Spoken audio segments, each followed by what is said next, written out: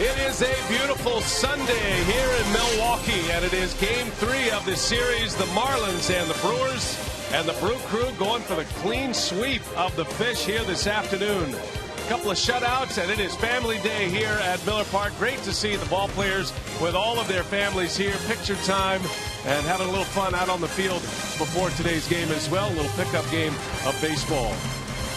And hi, everybody. We welcome you from Miller Park. Great to have you with us today alongside Bill Schroeder. I'm Brian Anderson.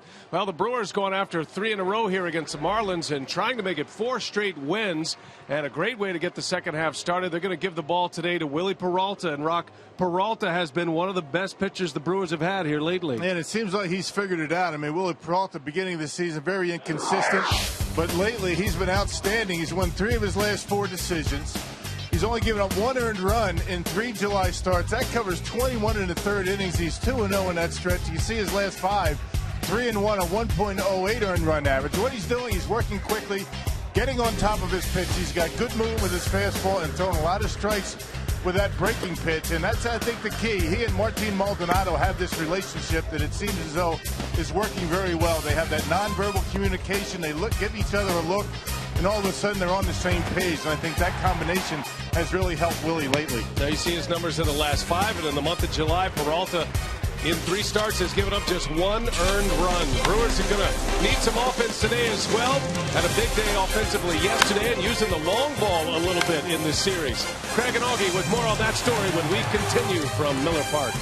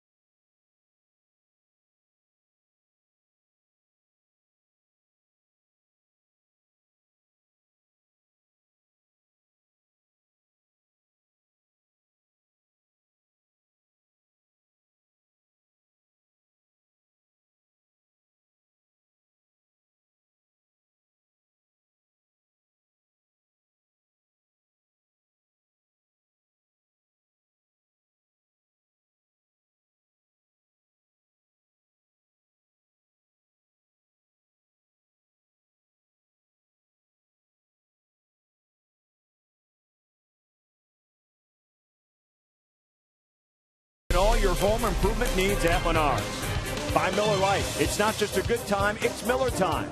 By Toyota, let's go places. And by AT&T Uverse TV. Check availability at 1-800-PICK-ATT. Rethink possible. Sunday afternoons don't get any better than this at Miller Park. Tailgating and a chance for the Brewers to get a series sweep. It's the Marlins and the Brew Crew getting closer to first pitch here on Fox Sports Wisconsin. And I'll tell you what, Jerry, you look at some of the big names that have been missing as far as the power game goes. Of course, Braun's been in and out of the lineup. Ramirez still on the DL. Corey Hart's been gone all year. Yet the last couple of games, the Brewers have been able to use some other players to get the trademark home runs going. You know, and that's just exactly what you need. You talk about this ball club, need guys to step up, and that's exactly what they've done the last night. Here you have Juan Francisco hitting his 7th home run at a Brewer. Provides a lot of power for this ball club. Next you have Carlos Gomez. Carlos Gomez has been all year hitting a team-leading 15th home run. 2 big home runs that were the difference in the ball game. Come back last night. How do you get it started off? Jonathan LaCroix, 6th home run in the month of July, tied for 3rd in Major League Baseball. And then it was Ricky Weeks, who's been swinging the bat very well. When you look at this ball club, 94 home runs so far this year, 4 in the last 2 games. And that power game has meant everything to complement the starting pitching. We've got the Brew Crew and the Marlins coming up. Enjoy it next.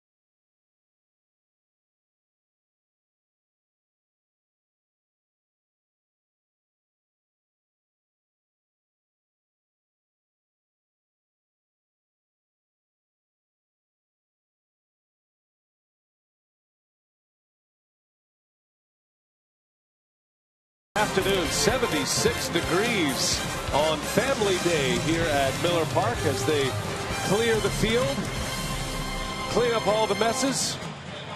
Baseball is happening soon. There's Mike Redmond, the skipper of the Miami Marlins in his first year as the manager. And the Marlins coming in with a record of 35-60. Brewers hoping to sweep Miami today. Redmond's batting order looks like this. It's brought to you by Piggly Wiggly. Echeverria leads off. Ed Lucas, then Giancarlo Stanton. Middle of the order is Logan Morrison, Marcelo Zuna, and Derek Dietrich.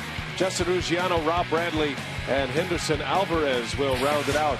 And there is Willie Peralta, and he has been among the best going lately for Milwaukee, and he's trying to continue a red-hot month of July here this afternoon. Yeah, he's won 3 of his last 4 decisions. The Brewers have won 4 of his last 5 starts, so Willie's starting to figure it out here at this level, having a very good month of July, making his 4th July start. He's 2-0 with a .42 earned run average in July. That covers 21 in the 3rd innings. He's allowed only 1 earned run, so Willie Peralta's starting to figure it out and pitching well. The Menards Brewers defense.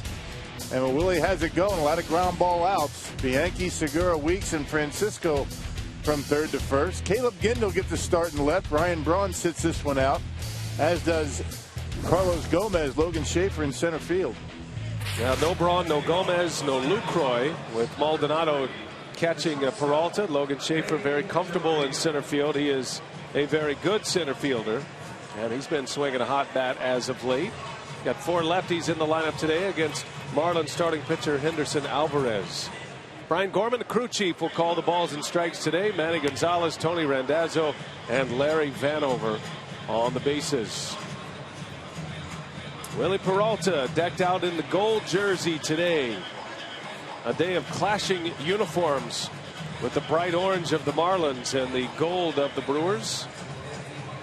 Willie pitched on Sunday, got a win against Arizona just before the All-Star break. He went 7 innings and had a career best 8 strikeouts against the heavy-hitting Diamondbacks.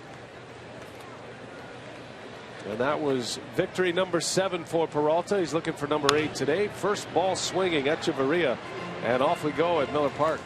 Yeah, outstanding job by Peralta against the Diamondbacks. Only 2 walks, 8 punch-outs. Those 8 strikeouts, a season high for him. Getting ahead in the count and working quickly. That's the key to his success. Echeverria back in the leadoff spot for the 2nd consecutive day, and he rolls one to Segura. And there is out number 1, and that's how the afternoon begins for Peralta. Yeah, Willie Peralta has been very consistent in his mechanics. He's been able to repeat his delivery just about every time. That's why his walks have been down lately. Big, long stride, and powers that baseball into home plate. You know, throwing it anywhere between 94 and 97 miles an hour. Key to his success lately is his breaking pitch, throwing that for strikes. Here's Ed Lucas, and a fastball in there for a strike. Peralta already hitting 95 on the gun to start this game. Willie's last time on the mound here at Miller Park was the best start of his career, as he jams Lucas. Slow roller out to third. Bianchi makes the play for out number 2. Peralta's first complete game of his career coming in his last start at Miller Park. That was against the Reds, and it was a shutout. 9 innings, 3 hits. He struck out 6 against Cincinnati. And you think about some of the teams he has beaten recently. His last 3 wins have come from contenders. He beat the Braves back on June 21st, and then he shut out the Reds, and then a victory over the Diamondbacks his last time out. So not only is he getting it done on the mound, but he's doing it against some of the best offensive teams in the National League.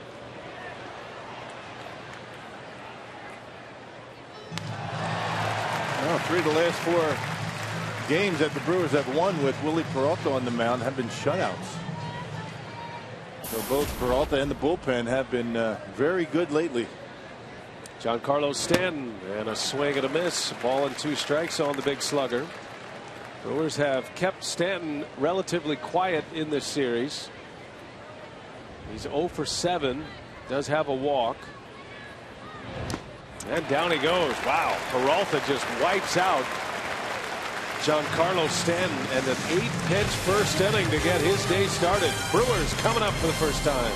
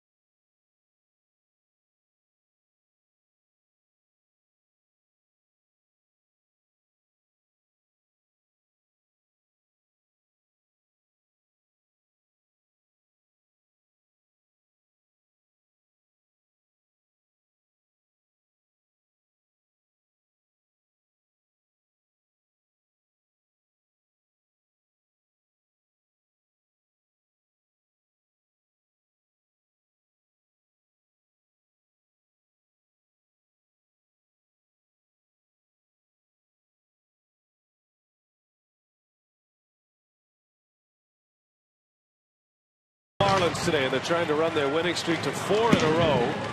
They had a good start for Peralta with a 3-up, 3-down inning. Renicky having to make some adjustments in his batting order today. Gomez is out with an elbow injury.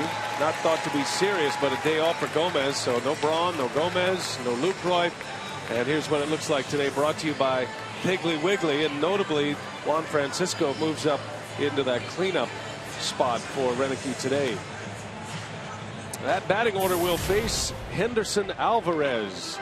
And he's a guy coming off a shoulder injury as well, just like last night's starter Nathan Eovaldi for the Marlins. Yeah, 23 years old, out of Venezuela, 6 feet 211 pounds according to the Marlins media guide, making only start number 4. He has faced the Brewers, but as a member of the Toronto Blue Jays. Now that was a start last year, and he struggled against Milwaukee here at Miller Park. He lasted just 4 innings and gave up 6 earned runs. Norichika Aoki leads off. First pitch is in there for strike 1. Nori had his family out today. First time we've gotten a chance to see his brand new baby, father of 2 now. And good to see the Aoki family. It's always a fun day here when you get the players and all of their families. A lot of kids running around the field today. They do it every year, and I know everybody really looks forward to it. Gives us some great images as well. Yeah, kids had a good time. Dads really like it. And the Menards Marlins defense about middle of the pack in the National League. And one change for the Marlins today. Rob Brantley behind home plate. Jeff Mathis gets today off. Marlins are desperate for some offense. They have been shut out for 24 consecutive innings. It goes back to their game on Sunday prior to the All-Star break. Have not scored in this series. As Aoki skies one in the infield, and Dietrich makes a catch for out number 1. So Logan Schaefer moves into the 2-hole today. One of the 4 lefties in the lineup against Henderson Alvarez, and Schaefer's going along very well in Arizona. He hit his 2nd home run of his career. And Schaefer now in his last 10 games, Rock, hitting .344 with 2 home runs and 5 runs batted in. He's shown some power. Man, the Brewers really haven't had any problems sticking him in the lineup. He's out in center field for Gomez today, who's out of the lineup. A little bit of a struggle first couple of games for Gomez. And while Braun was on the disabled list, did a pretty good job out in left and got some hits. Now we have enjoyed the post-game instructional with Logan Schaefer. He and Johnny Naron doing a hitting instructional, a 3-part series, and you can see part 3 after the game today. That they have been very interesting and entertaining, and Logan Schaefer has really responded well offensively, getting a lot more playing time lately in the absence of Braun.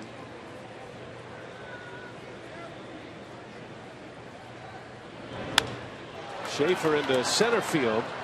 Ozuna is there for out number 2. So 2 gone for Gene Segura, who drops into the 3 spot today. He's in our Powerball home run leaderboard. Has 11 home runs for the season. 4th on the ball club. Gomez and Lucroy out of the lineup today, the top 2 home run hitters. Lucroy's been on a home run binge lately. He's hit 6 home runs in his last 9 games. He's sitting on a 9-game hitting streak. We might see Lucroy in a pinch hit role later in this game. And has that average over 280. I mean, he's done a lot of hitting in a short period of time to get that average up there. Off today, at least early on.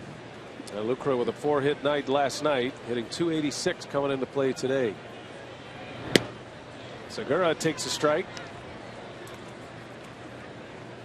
Segura still among league leaders in batting, hitting .326 as we start play today. That is 4th best in the National League.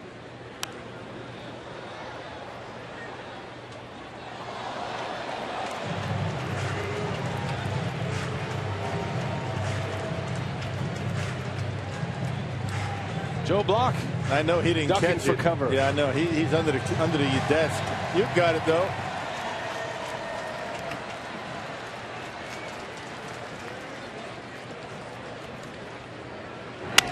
Segura, a little soft liner back to the mound, and that will retire the side.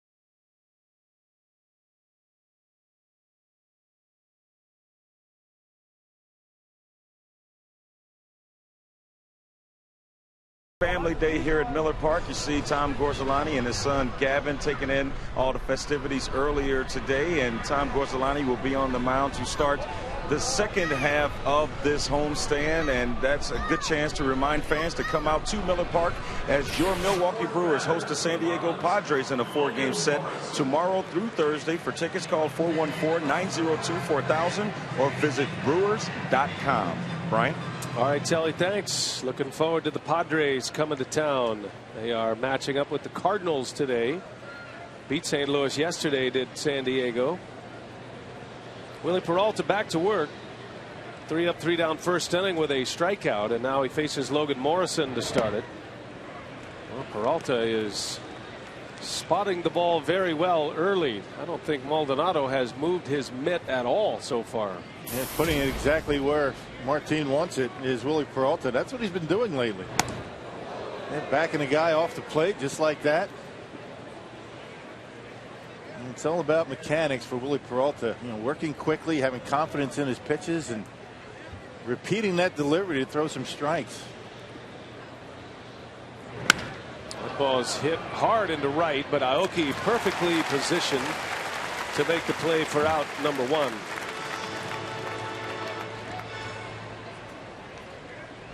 Family day here at Miller Park, and had one of the great ceremonial first pitches I've ever seen. This is Jerry Naren's grandson. Mom was trying to get him to scoot out. He wanted to go pitch off the mound. Forget that. I love it. I watch TV. Is that great or what? They don't pitch from the grass.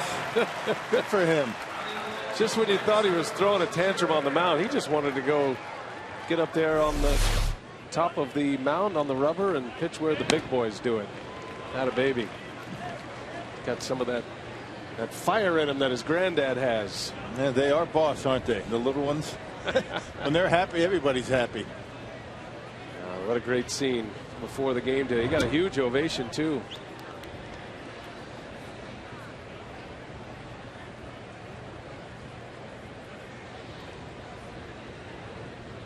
Peralta facing Marcell Ozuna. Bouncing ball to Segura right off the end of the bat. And another ground ball out. That's 3 ground ball outs to the first 5 hitters for Peralta. It's always something to pay attention to with Willie. And even though he throws in the mid to upper 90s, when he's right, he'll get a lot of ground balls. He's a sinker ball pitcher. But you call it a power sinker. But when he gets it up in the strike zone by mistake, I mean, he's got the velocity to be able to get away with it as long as he's ahead in the count, not behind in the count. As we saw yesterday with Eovaldi throwing about 98. When you're behind in the count, big league hitters are going to be able to make contact. A wicked slider to Derek Dietrich to get ahead in the count. There's the grip, there's the spin, and there it is, and there it's not. 0-2. Back-to-back breaking balls.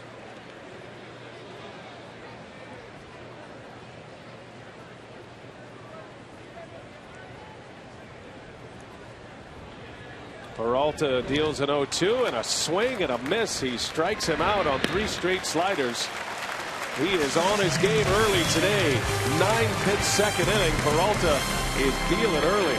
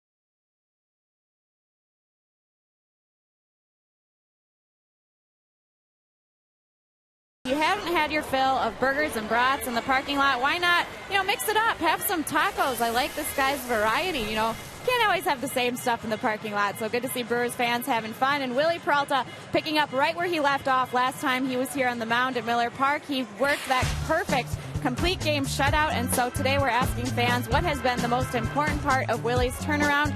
Jerry Augustine outlined these keys for a starting pitcher: command, competing, and confidence. Certainly Willie has been demonstrating all of those, B.A. Yeah, no question. The 3 C's of Jerry Augustine. Augie's all fired up today. It's been a great day for the lefty. Right. As Phil Mickelson wins the Open Championship. Oh, is that what it was? Yes, you got 4 lefties in the lineup today.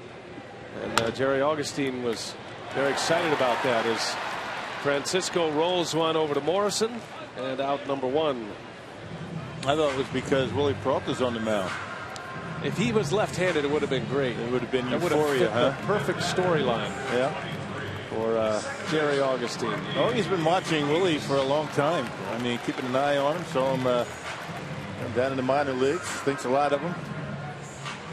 As do the Brewers. That's why, what you see from Willie Peralta right now is why you have to be very patient with a guy like Peralta. Very, very patient with the Brewers in the first half. His ups and downs, and right now reaping the benefits. We'll see if the Brewers can give him a little offense. Ricky Weeks elevated to the 5th spot in the batting order today. Henderson Alvarez has retired the first 4 as Weeks takes a strike. Weeks has a couple of hits against Alvarez in his career. Very few Brewers have seen Alvarez. Just 5 of them, as a matter of fact, and only 2 of those players are in the lineup. Just Weeks and Aoki have ever faced Alvarez, and that came last year as he pitched for the Blue Jays. And as we've seen, normally the pitcher has an early advantage, but doesn't last long. Alvarez with a very good sinker, gets on top of it, just like Willie Peralta. Doesn't have the velocity of a Peralta. Take a little bit off from time to time. This was last year, last June. Alvarez has a Blue Jay. A Nigel Morgan sighting. A couple of RBIs for Ricky Weeks. Had 2 hits against Alvarez. Legged out an infield hit. Brewers hung 6 earned runs in 4 innings on Alvarez last year. Yeah, he was 9-14 in 31 starts for the Blue Jays. Allowed 29 home runs. That's a ton of home runs for a sinker baller. Has not allowed a home run yet in 3 starts this year. A shoulder injury had him on the shelf. He made 4 minor league rehab appearances, and this is his 4th start in the big leagues. He was involved in that big trade, the 12-player deal with Toronto. And you could say he is another of the WBC casualties. He pitched for Venezuela in the World Baseball Classic. And shortly thereafter developed a shoulder injury and didn't return until July. And he walks Ricky Weeks, first base runner allowed by Alvarez. Weeks continues to draw the walks. And that is going to bring up Martin Maldonado now. Brewers have been trying to run in this series. They stole 4 bases on Friday night. And Jeff Mathis, one of the better throwing catchers in all of baseball. Rob Brantley, not too bad either. Brantley, 35% thrower. Normally a sinker baller like Alvarez, pretty quick to home plate. We'll see what the Brewers can do. Weeks had one of those 4 steals on Friday night. Martin Maldonado at the plate, and he takes a breaking ball strike. Maldonado, a terrific catcher, and typically when he catches, the Brewers pitching staff does well. As a matter of fact, his catcher's ERA is 2.88 this year.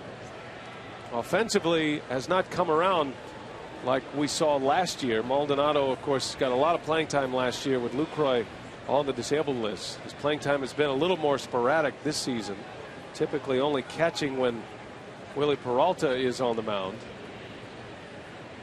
And he's hitting just 180. Does have 3 home runs and 16 runs batted in. Bouncing ball, slow roller to Echeverria, and he'll make the play for out number 2. Weeks will advance. And a runner at second with 2 outs. Yeah, that catcher's earned run average for Maldonado has gone down tremendously, particularly after the last 5 starts for Peralta. When you consider he's only allowed 4 earned runs in those 5 starts, that's going to help everybody's earned run average, including the catcher who's throwing the signs down for him. It's amazing how the success of a pitcher makes a catcher look good. Yeah, blame it on the catcher when the pitcher's going bad. Pitcher gets all the credit when he's going good. Doesn't even know he's back there, right? Not from this booth, though. That's right. Caleb Gendel now with a runner at second and 2 outs. What does the catcher's ERA sit on your order of importance? It's kind of an important thing. I mean, it kind of gives you a sense. I mean, if you're catching every day, particularly, and certain guys are going to catch certain pitchers if that pitcher has been throwing the baseball well. And I'm sure that the catcher has a lot to do with, the pace and the rhythm of what a pitcher is doing out there. And it does have an impact with Maldonado and Peralta. These guys, I don't even think these guys have to throw signs down. I think they know what they want to do, and they just get after it. And it's been working pretty well lately. Now that nonverbal communication that these 2 guys have, Maldonado and Peralta, is impressive to watch. Was it Eddie Perez had the greatest catcher's ERA ever with the Braves? He caught every 5th day, and he caught Greg Maddux. Yeah, right. There you go. That's a good way to do it. That's a good living if you can find something like that, isn't it? That's a way to make the stats look good, right? You make some good money catching once a week and hanging a 0 on the board. Big cut from Gendel. Well, these are important days for Caleb Gendel as he tries to sink his feet in at the big league level.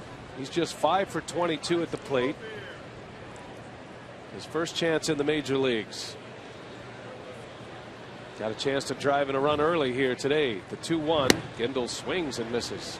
The art of calling a game is somewhat more difficult to learn. You know, these days when you have high schools and colleges, the coaches are calling the game, and it doesn't come until the minor leagues when they're on their own. And it's kind of been what's been going on in college ball. Managers sit in that dugout, and they'll call pitches. Well, not a good sign here for Henderson Alvarez. He's been tugging at that right arm, and for a guy who has spent most of the season on the disabled list, this cannot be good as the athletic trainer comes out.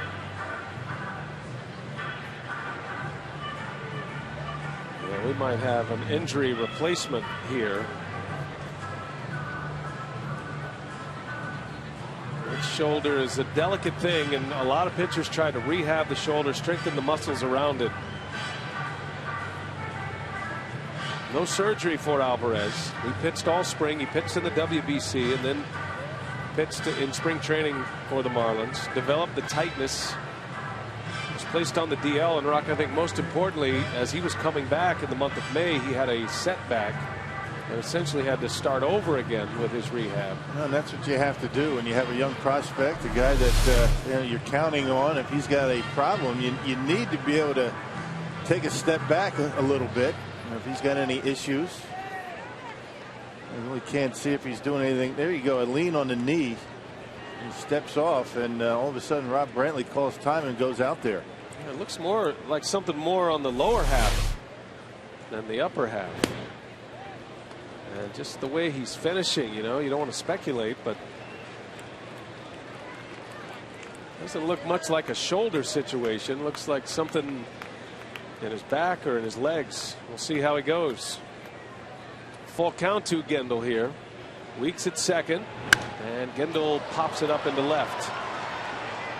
Luciano is drifting back, and he's got it for the out. That ball had some carry on it. So we'll keep an eye on Henderson Alvarez. He has 2 scoreless innings under his belt.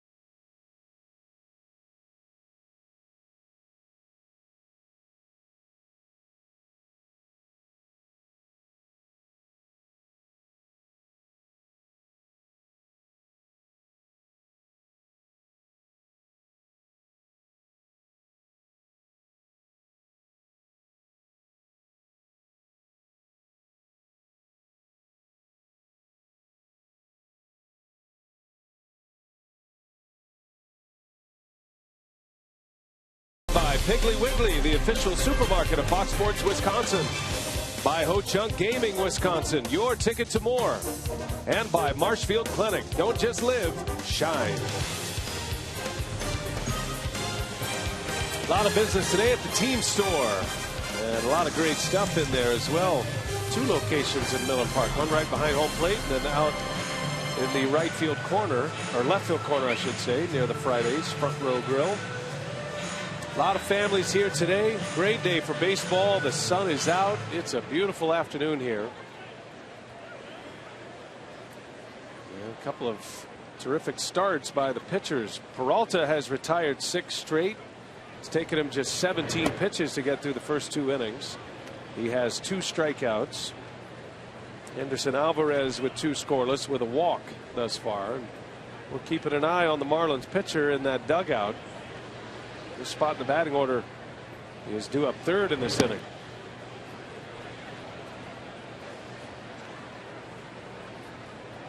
Justin Ruggiano leading off for the Marlins.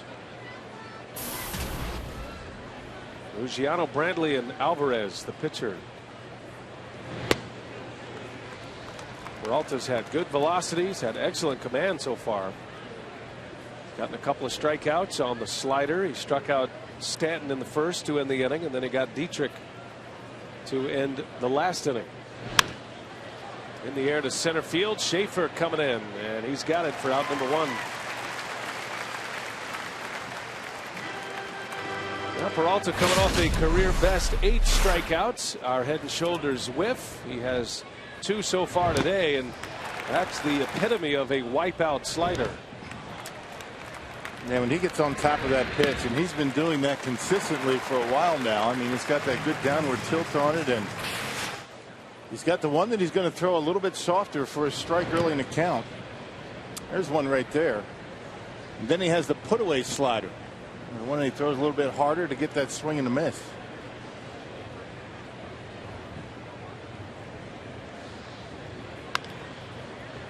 Peralta facing Rob Brantley, who is the better hitting catcher of the 2 the Marlins have.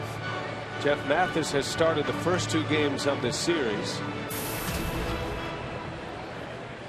Brantley hitting .242 with a home run and 18 driven in. Marlins feel like he is a much better hitter than his stats would indicate. And a swing and a miss. Boy, that is a wicked slider. Yes, Peralta has going today. Yes, it is. Throwing it for strikes. Boy, good movement. Big velocity with the fastball, and that slider goes straight down, almost looking more like a splitter. Yeah. 1-2 the count. Tries another one. Maldonado blocks it for good measure. And that's the importance of getting on top of the fingers. It goes down more than it goes across, and you get more swings and misses.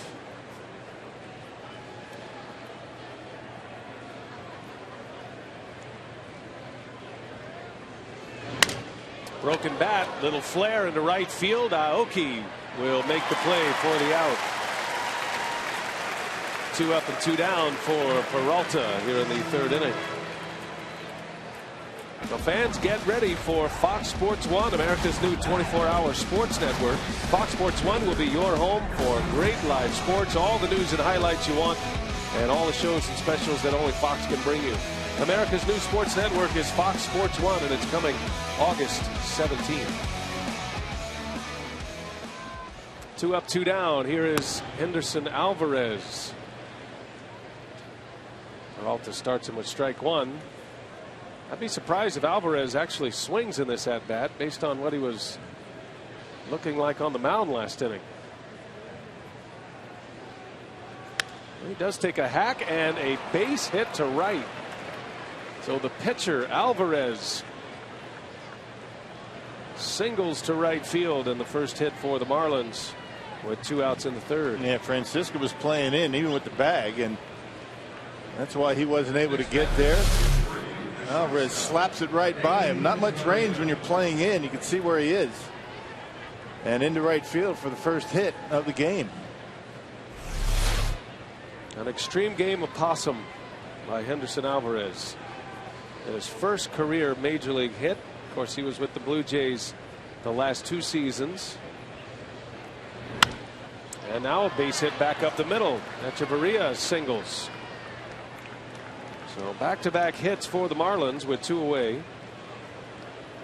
This guy is on some kind of roll. Echeverria. He's hitting over .440 in the month of July. A completely different approach than what we saw in Florida. And Brewers were in Miami early this year, and he has got that inside-out stroke going up the middle into right field, and it's paying off for him. Yeah, had a hit last night. He had 3 hits on Friday.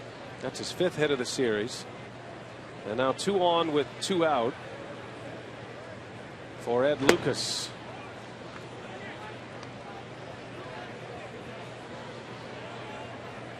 Lucas is another guy that puts the ball in play. He likes to use right field. Tough guy to strike out. Short, compact swing at the plate.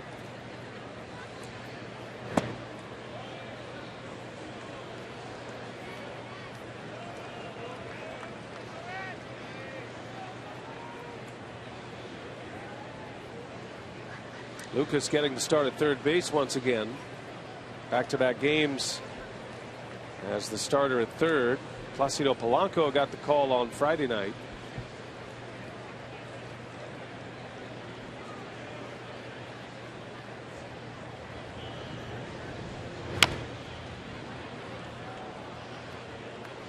Marlins offense has dried up lately. They are now at 26 consecutive scoreless innings as an offense. Their franchise record is 30. They set that dubious mark last season. Tino Martinez, the hitting coach. He liked the way this offense was rolling along before they hit the All-Star break. Bouncing ball to third. The Yankee will go to first. And Peralta puts up another 0 in the Marlins' third inning.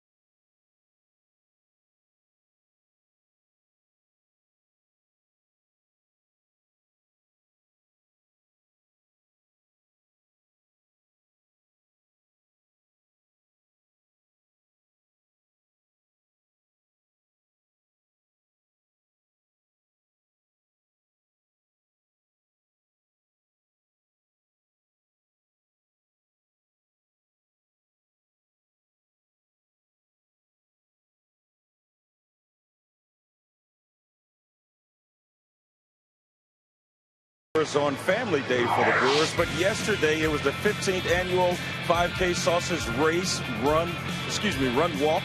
Over 4,000 participants were on hand to take part in this event for the Brewers Community Foundation, and it was a great showing for the Brewers Community Foundation. You saw one of the coaches, Joe Crawford. He was the starter this year, and it was just a really good thing to get out there, and people really seemed to enjoy themselves, and I had a good time. This is my 4th year competing in that race, and BA and Rock, it was a tremendous time, and thankfully the weather was a lot better than it was earlier this week. Yeah, it was a great race and a lot of enjoyable memories there at the run walk. Takes you through Miller Park. Good job, Tell. You had a nice finish. He was up there among the leaders in the media division. Yeah, I mean, just a run. Yeah, tip your hat to everybody that partook in that event yesterday. Joe Crawford, the MC. Joe never short for anything to say, is he? Not at all. Probably delayed the race by a few minutes. There's Bianchi to lead off. Brewers still looking for their first hit. The Marlins with back-to-back singles in the top of this inning, both coming with 2 outs. But Peralta able to get out of the inning. Bianchi, Peralta, and then Aoki as Bianchi goes back up the middle. So the first hit for the Brewers, a leadoff single by Jeff Bianchi. Nice swinging the bat better. He's getting some playing time with Ramirez on a disabled list, and bangs that one right back through the middle. That's what you have to do with a sinker ball. You can't try and pull him. Very fast runner aboard for the Brewers. Charter high-speed pitch. Henderson Alvarez has hit 96. Peralta also has hit 96. And Peralta gets the bunt down. Alvarez going to second, and he gets the out, and the throw to first is in time. Man, pretty good play for a guy that looked as though he had a leg injury. Alvarez jumping off that mound, making a great throw to second. Just barely able to get Bianchi, but he turned the double play easily with Peralta running down the line. Look how quickly he gets there, and no hesitation, gets it off to second base. Nothing wrong with him. Yeah, he looks A-OK. 1-6-4 double play. Wipes out the leadoff single, and here comes Aoki now.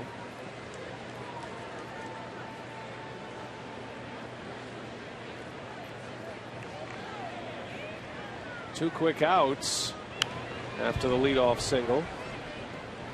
Hey, Friday, August 16th is a Time Warner Cable Customer Appreciation Game.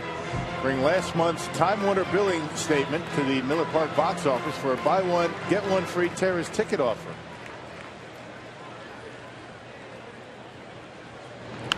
And Aoki drops a bunt down. Alvarez can't get there, and a bunt single for Aoki. Beautifully done, just out of the reach of the Marlins pitcher. You try and push that ball, you get it by the pitcher. Pretty good chance you're going to get a base hit. Aoki running well. Alvarez knew he had to be quick with the glove and not able to get to it.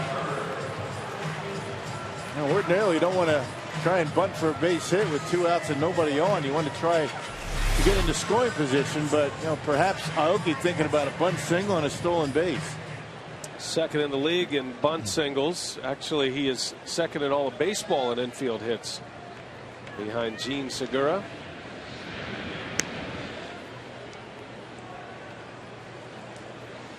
And he gets Logan Schaefer to the plate, a hot hitter as of late.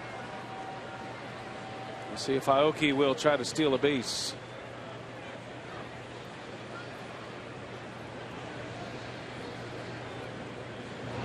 Schaefer down the right field line, foul. Logan's shown some pretty good pop here lately. Never known as a hitter with power in the minor leagues. Hit very few home runs coming up through the Brewers system. But his 2 home runs in the big leagues have not been wall scrapers. He hit one into the Toyota territory, his first major league homer. That was back at Miller Park. And then he homered in Arizona, and that one had plenty of distance on it. And everybody's a power hitter in Miller Park. The ball travels pretty well, particularly on a day like today. You get them down the lines. Arizona the same. And Johnny Naron is always leery of guys who don't hit home runs, and then they hit a couple. He's got a keen eye on their swing after that.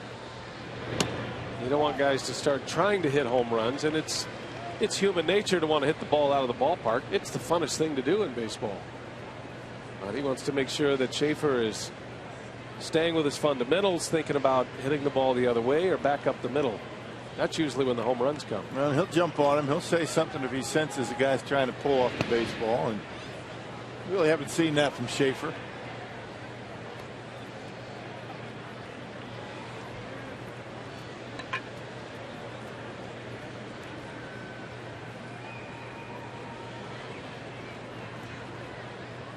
Schaefer flew out to center field in the first inning. 2 outs in the third. Aoki takes off. That one's right off the end of the bat. Barehanded by Lucas, and the throw gets away.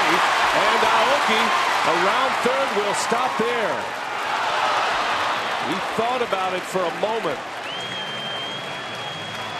We'll see how they score that one. Schaefer runs very well. Lucas had only 1 shot to get him. He picked it up with the bare hand but threw it away. Question is, would Schaefer have been safe anyway? That's a pretty good pickup, but throw not even close. It looked like a good throw would have gotten Schaefer at first base. Aoki had to play in front of him. He slowed down and held up at third. Good idea, especially with your third hitter coming up.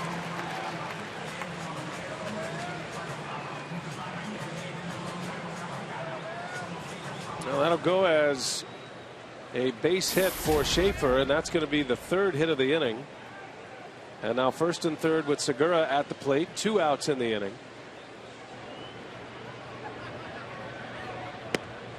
I'm not sure what that ball hit over there on the dugout railing right there in the camera well, but the Marlins are very fortunate that ball did not go into the well. Otherwise, Aoki scores on the play. I don't know if it hit the bar or if it hit the netting in front of him, or if it hit Telly. I'm not sure.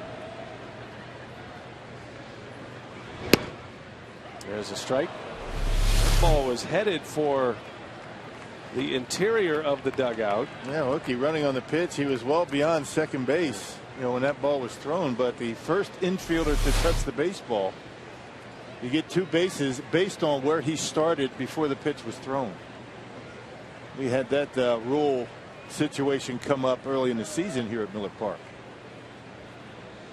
And that ball hit the netting in front of the rails. There goes Schaefer, and Segura hits Alvarez to his feet. Throw to first is in time. Wow, what a play by Alvarez. Brewers are testing the Marlins pitcher, but they come up empty. Still scoreless, 3 in the books at Miller Park.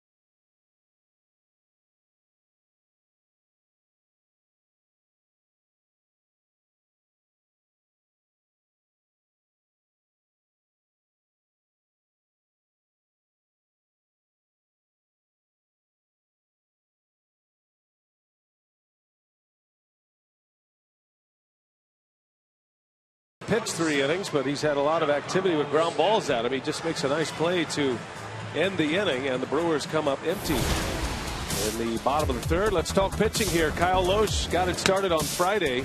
6 shutout innings of the Marlins, and what ended up as a 2-0 final for the Brewers. He's got 3 scoreless innings from his bullpen as well.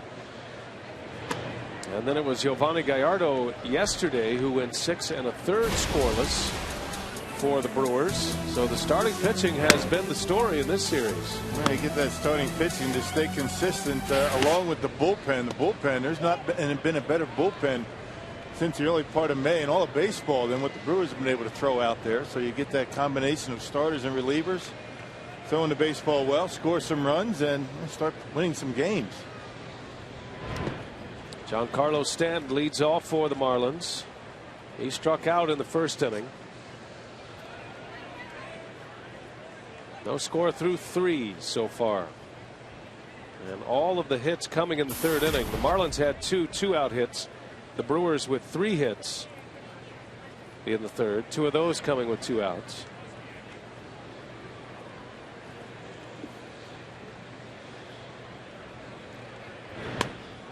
There's that breaking ball that struck out Stanton in the 1st inning. He lays off at this time, and it's 3-1. This is where it helps to have a 97-mile-an-hour fastball. Peralta misses, and Stanton draws the walk. First walk issued by Peralta, and the first time today that the Marlins have their leadoff batter reach.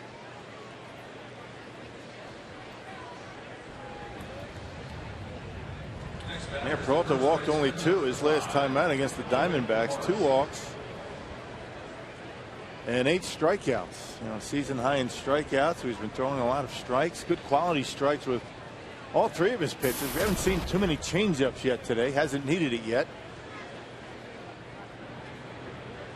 Morrison lined out his last time up. Hit one hard to right. Aoki playing very deep in right field against Morrison, who takes strike 1. Practically standing on the warning track, Nori Aoki in right field.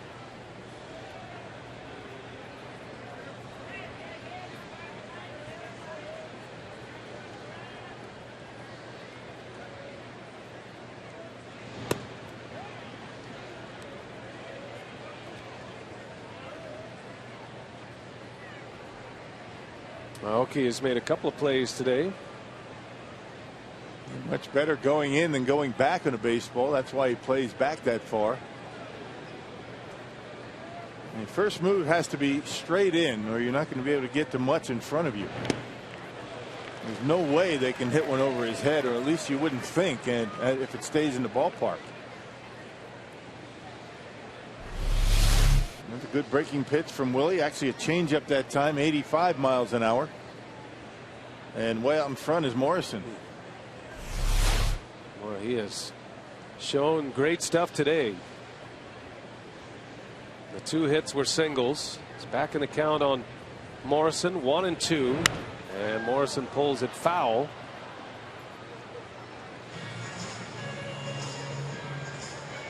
Morrison has just 93 at-bats this year. Had knee surgery this offseason, did not return until early June. It was the 9th of June, his first game back.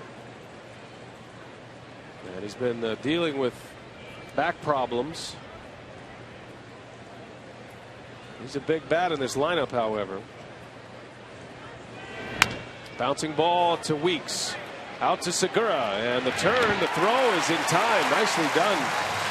Segura making up ground with the giant Giancarlo Stanton crashing in on him. I don't blame him for clearing himself at second base. No, I mean, infielders are taught to, throw that, get that arm angle down a little bit to get him on the ground. It all started out with that first pitch slider. And he threw a changeup to Morrison in that at bat and really had him guessing up there. So 2 off-speed pitches for strikes, and then finally able to get him with the sinker down in the strike zone. Well located fastball that time to get the double play. And here is Ozuna, who takes a ball. It's got to be slightly unnerving to see Giancarlo Stanton boring in on you at second base. He's fast. He's massive. It never seemed to bother Jim Gantner. His philosophy was to get the arm down. You have the ball in your hand. You show him the baseball. Look at the arm angle. I mean, that is going to get a runner down on the ground very quickly if he sees one coming at him. That's a good point. Stanton dropped quickly when Segura got a hold of the baseball. And Segura must have cleared, I don't know, 3 or 4 feet the way he pushed off the bag. Yep. And what's so impressive, he's able to get off a strong throw like that. There's a swing and a miss, 1-2 the count. Infielders are taught, don't try and throw a ball over a runner coming in. Throw it right at him and he'll get down, believe me. Jim Gantner always used to say, get me the weapon early. The weapon.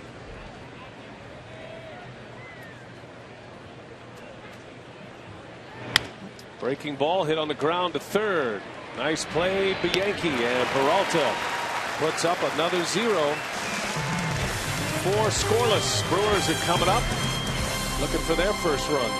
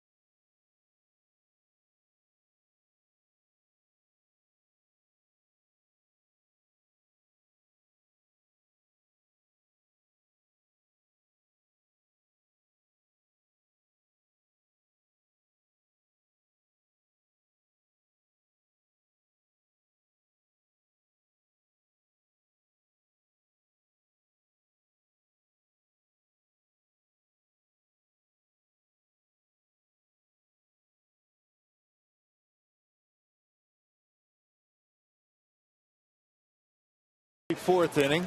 And good pitching duel so far today. And Sunday, August 4th, the Brewers take on the Nationals at 1:10 p.m. and all fans in attendance get a Harvey Keene bobblehead, compliments of Capco metal stamping. Visit Brewers.com for tickets.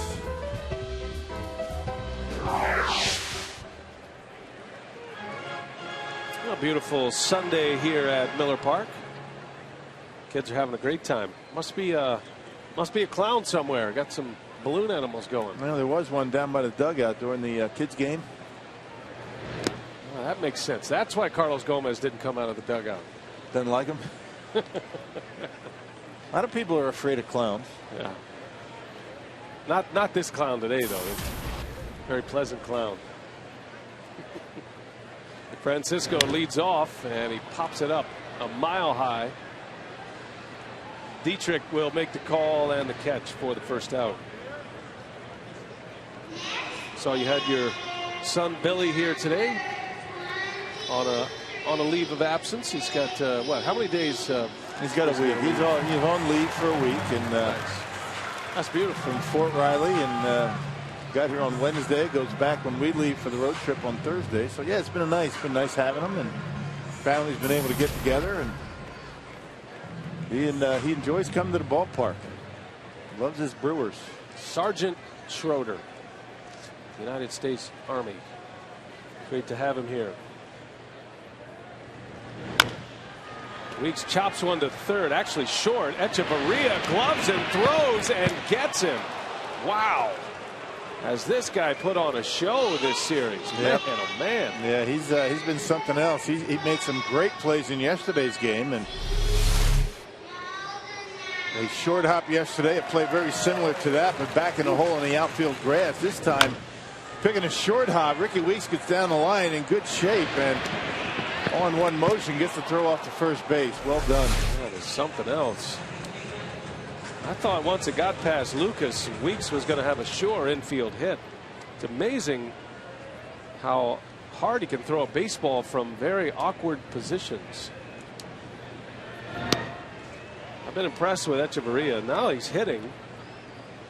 I don't think the Marlins thought he was going to be a guy to hit 200 all year, but he's really swung the bat well in the month of July. Has the best batting average of all big leaguers in the month of July, as a matter of fact.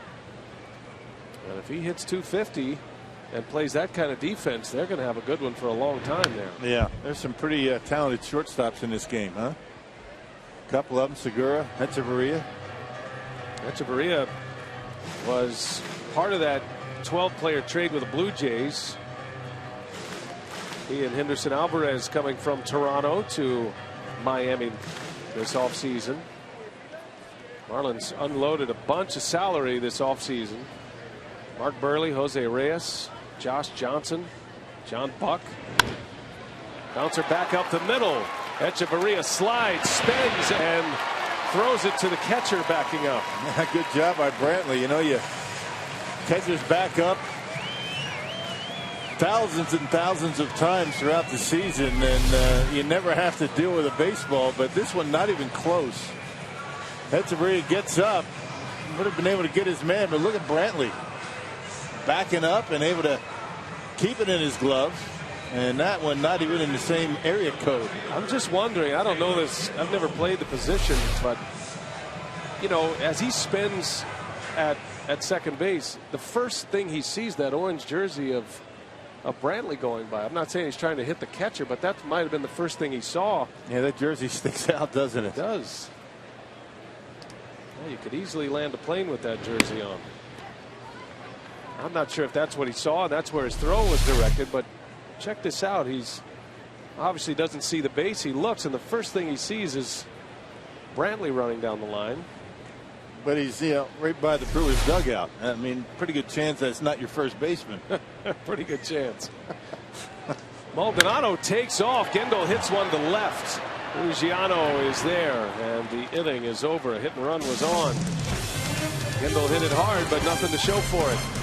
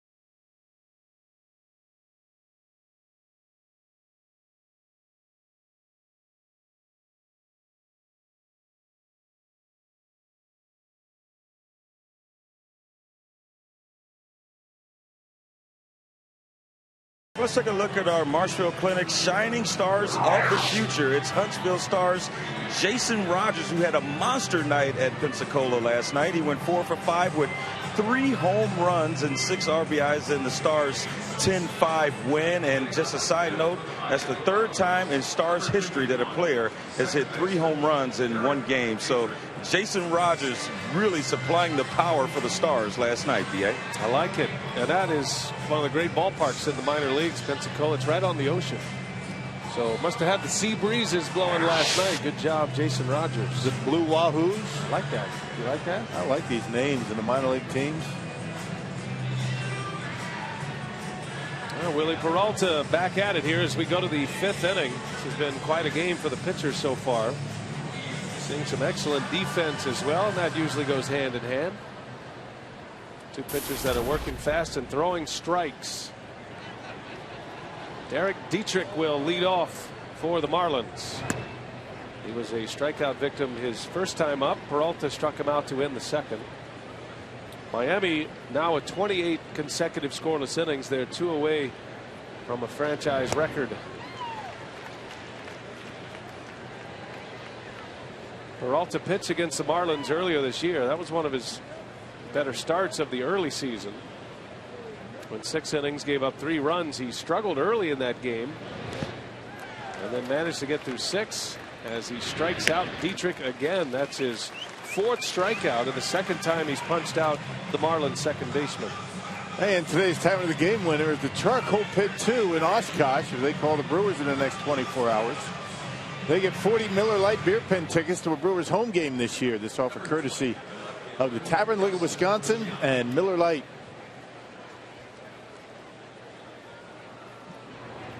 There's Ruggiano now. And he is symbolic of the Marlins' woes at the plate. Ruggiano is hitless in his last 24 at-bats.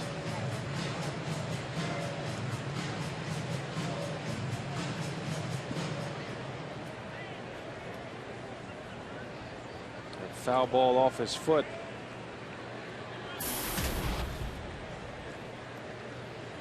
You get in a slump like this, seems like you're always behind in the count.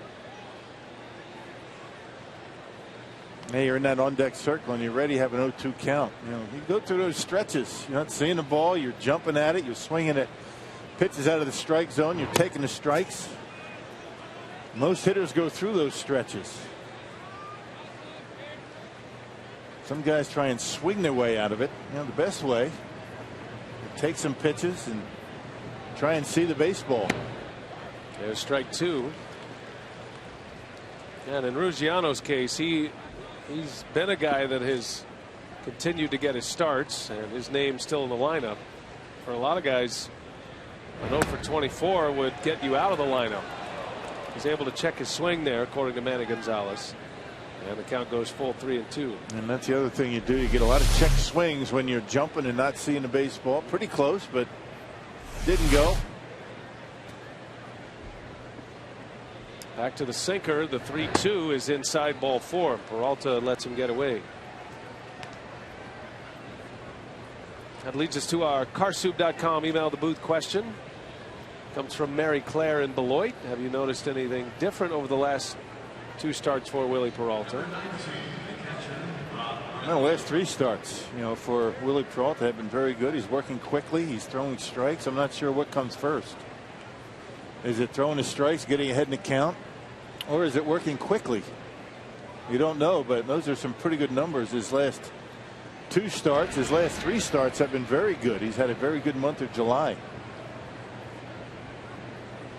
And those 2 starts, his last 2 against the Reds and the Diamondbacks, 2 contenders, just 1 earned run for Peralta.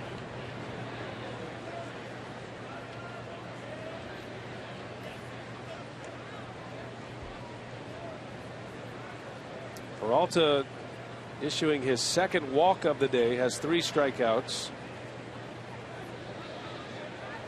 And facing Rob Bradley here with 1 out. Brewers have turned a double play today. They got one last inning. Went 4-6-3. I try and think of a starting pitcher in baseball that works very, very slowly that is successful. Not many. I mean, most of your guys that pound the strike zone and get into that good rhythm work quickly. They have confidence in their stuff. They throw strikes. They don't mess around. They're on the same page with their catcher, and that's just not physical. That's a mental approach as well. Being prepared, the catcher and the pitcher talking about what they want to do, and that's how you get into that good rhythm. And the Brewers bullpen coach and a former big league pitcher, Lee Tunnell, has a theory on pace of pitching, and he's constantly talking to his pitchers about it. There's a snap throw to first. Back in time is Ruggiano. Lee Tunnell has this notion that muscle memory affects how you perceive pitch to pitch. So if you work fast, I think he said it was like 15 seconds. It's about that, between 12 and 15 seconds. If you can make pitches in that time, if you're pitching well and you're having success, you can be a lot more effective if you're working fast, because the hitter doesn't have a chance to mentally erase what he just saw or the bad memory of what just happened. Obviously, if it's a good memory, the at-bat's over. If he hits one out of the ballpark or a base hit, a line drive. Now you could do that, when there's nobody on base. But I mean, every pitcher, even the guys that work quickly, slow down a bit when there's men on. There's a lot more to deal with when there's runners on base. You got to keep them close. Sometimes you'll hold the baseball. There goes the runner, and a swing and a miss. Maldonado's throw is up the line, and the tag on the helmet. And it's a strike him out, throw him out, double play. What a catch and tag by Segura on a throw that looked like it was headed for center field. Bam, bam, right there. Great call by Tony Randazzo.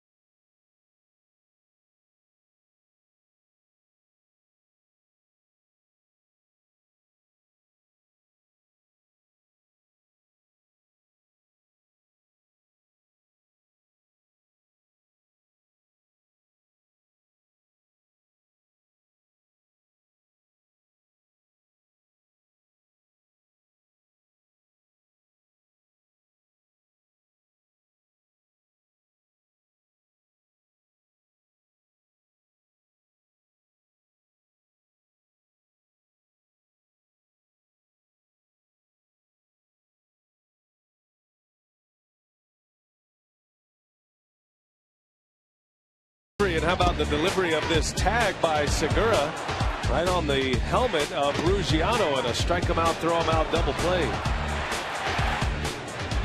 This incredible athleticism by Jean Segura, not only being able to get the throw, which was way off the mark, but able to drop the tag and get the out. So many different ways he can help you win. It takes so much skill to catch that ball where he does, right in front of a sliding base runner. If you catch it too far out in front, you're never going to be able to get a tag on the runner going by. That was a special play by Segura. And another double play by the Brewers. Peralta with 5 scoreless innings. Bianchi leads off. He led off with a single back in the 3rd inning. Brewers had 3 hits in that inning, but the first hit, Bianchi's hit, was wiped out with a double play.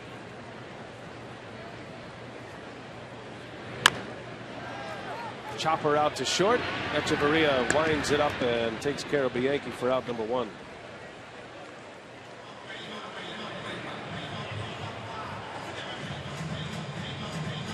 So here comes Peralta. a major threat at the plate. Peralta hitting just 147 this year. He's 5'4", 34, but any opposing pitcher will tell you you have to bear down against Peralta. He has a big swing and certainly has enough power to hit one out. On the first pitch, slow roller to second. And 2 quick outs for Henderson Alvarez.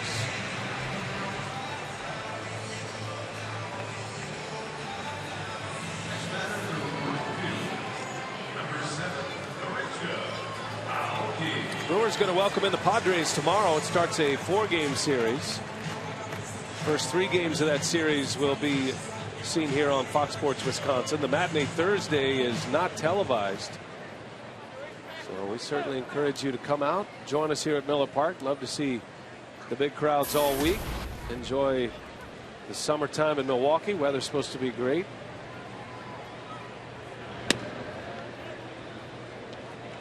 That's the beauty of this ballpark. It is an ideal setting, whether the weather is poor or whether the weather is beautiful like it is today. Yeah, great place to be. I mean, even for the marginal baseball fan, so much to do here. Something for everyone. Great food. Great place to entertain the kids.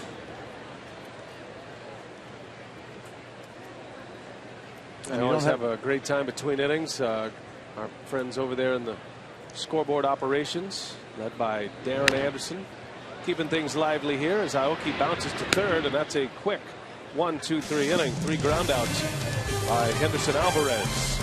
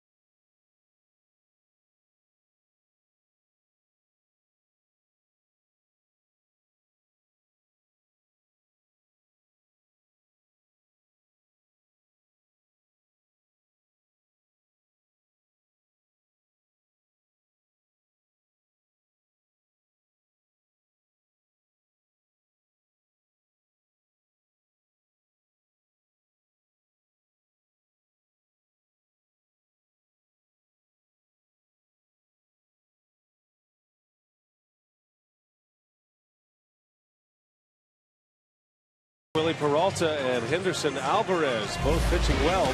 Time now for our AT&T UVerse Rewind.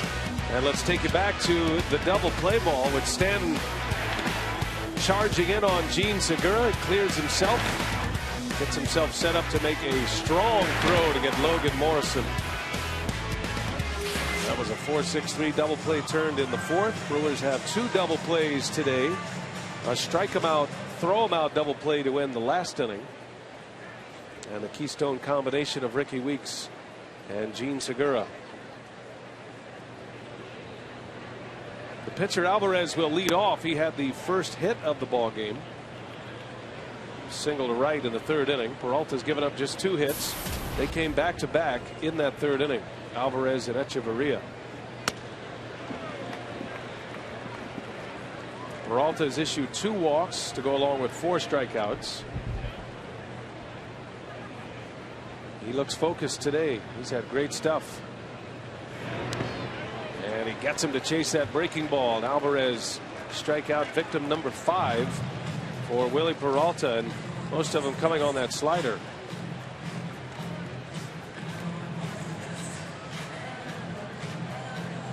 I mean, he's been outstanding all day today.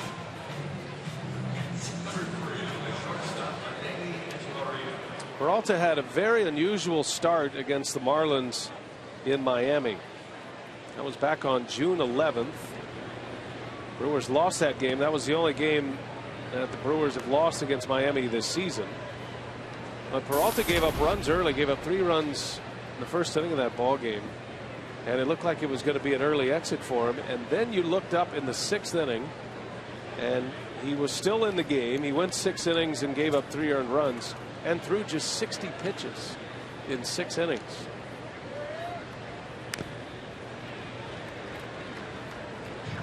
And I remember after that game, we were wondering if that was going to be the game that got Peralta jump-started.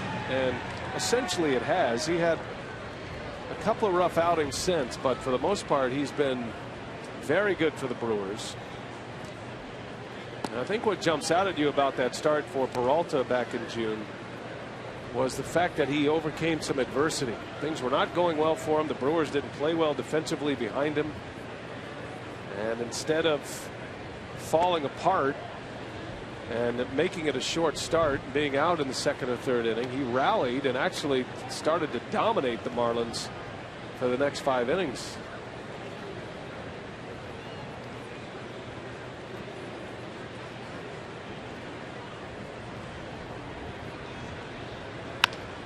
Bouncing ball to Segura. And one shortstop to another. Out number 2. Well, Packers training camp starts this week. FoxSportsWisconsin.com is getting you ready with a position preview every weekday. You can check in Monday for Paul Emming's look at the Green Bay Packers cornerbacks.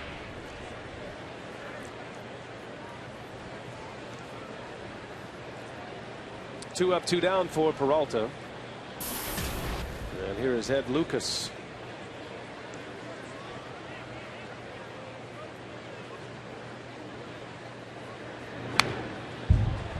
Lucas is 0 for 2. Both of his outs have come on the ground to third.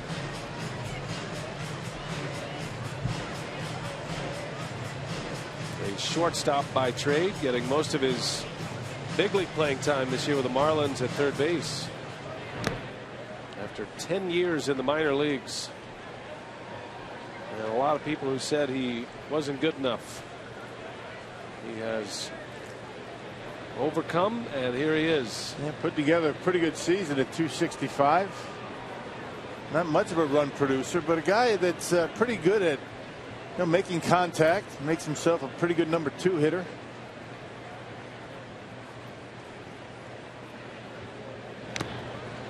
He's trying to show this Marlins organization that he belongs and maybe get a job for next year. A lot of these Marlins are in the same situation. Not too many of these guys on his present club are guaranteed anything for next year. Yeah, there's only one free agent contract that is guaranteed next year. That is Jeff Mathis. So the Marlins can do a lot. They can go sign some players. The payroll was trimmed by $60 million with all of the trading that they did last season. They had trades with the Tigers, the Dodgers, offseason trade with the Blue Jays.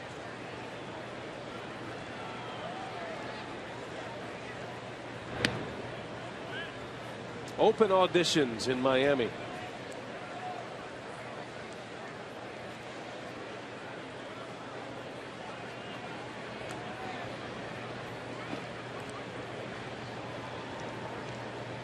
Full count to Lucas. Hits it hard, but right at Weeks. And a 1-2-3 inning for Peralta. 30 consecutive scoreless ties a franchise record for the Marlins offense.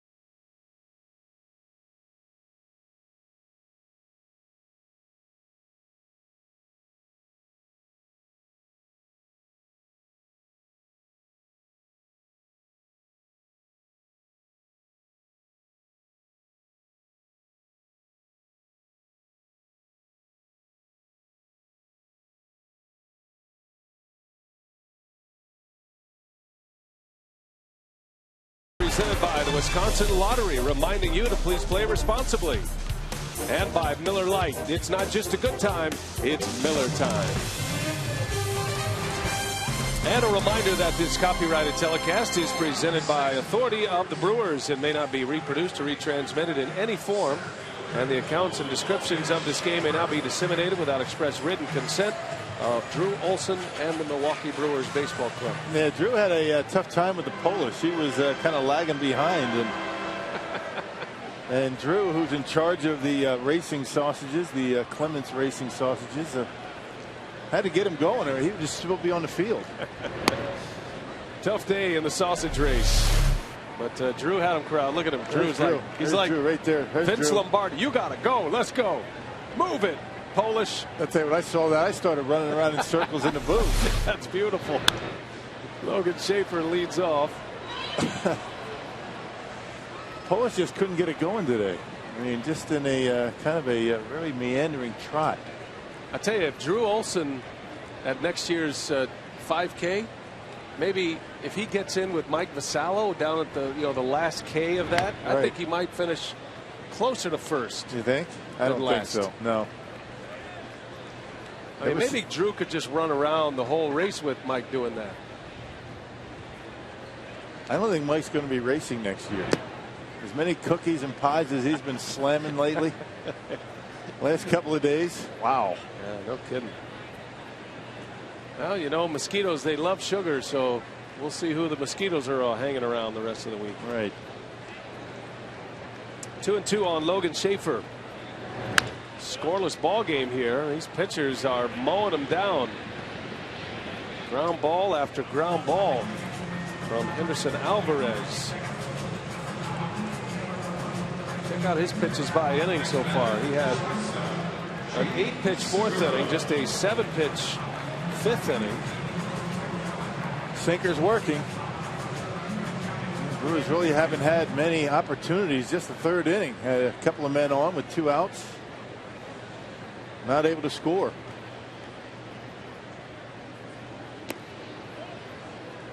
Gene Segura, who is 0 for 2. Twice has hit the ball back to the mound. Hit a little soft liner that was caught in the first inning, and then a ground ball with runners at the corners that Alvarez threw his body in front of and then recovered to throw Segura out.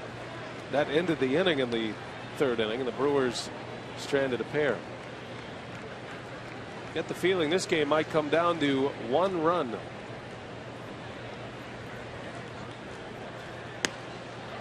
Has that feel to it. Pitchers are throwing strikes. They're working fast. A lot of ground ball outs. Maybe a mistake here and there, and somebody might put a tally on the board with a long ball. 2 balls and a strike on Segura. Bouncing ball to short. Echeverria for out number 2.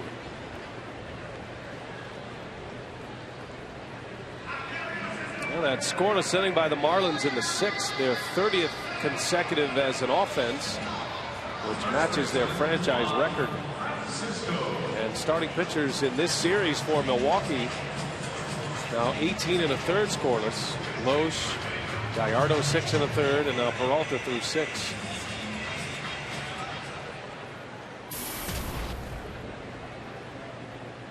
So if you love pitching and defense, this is the ball game for you today.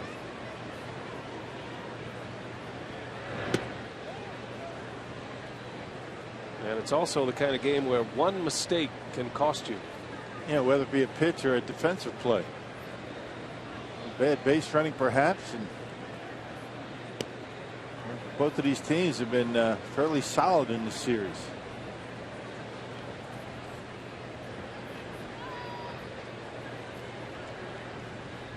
Echeverria has put on a clinic at short in this series. 2 great defensive shortstops matching up in Echeverria and Segura, and both getting their hits as well. Yeah, he's still thinking about his offense, isn't he? 2-1 to Francisco. Out in front. Well, that ball's got a lot of sink to it. Diving to the bottom of the strike zone. Yeah, that's a fastball at 91. Kind of disappears as it gets to home plate. This is inside. Full count now to Francisco, who's hitting cleanup today. Brewers have some firepower on their bench. No question about that. You've got Braun and Lucroy, Carlos Gomez, all available off the bench today.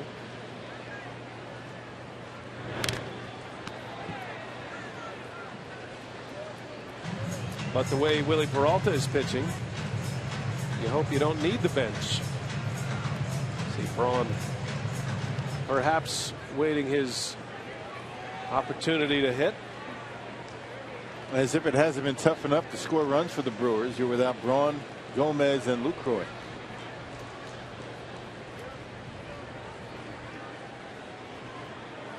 Now Bradley wants to go chat with Alvarez. Those two not connecting on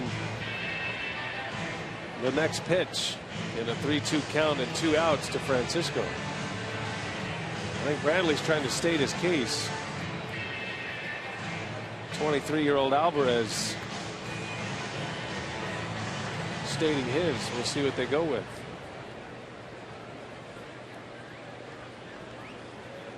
Pitcher usually wins those discussions, and they should. Just shook off a changeup. Now he gets back to the changeup, and the 3-2 is swung on and pulled foul. That was interesting. So they have a meeting.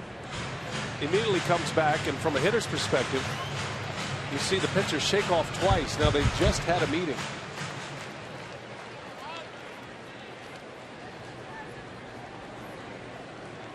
Maybe they didn't resolve anything. That one's in there. Fastball at 96, his best fastball of the day. Strikes out Francisco. This guy is pitching today, Henderson Alvarez. Wow. To the 7th we go, still scoreless.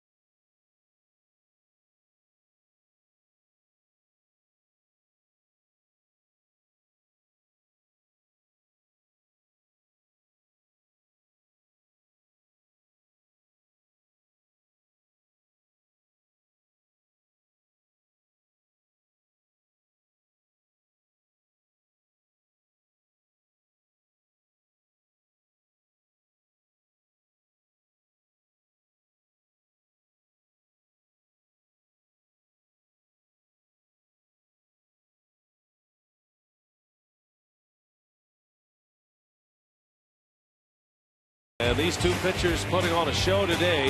Henderson Alvarez is through 6 with just 1 strikeout.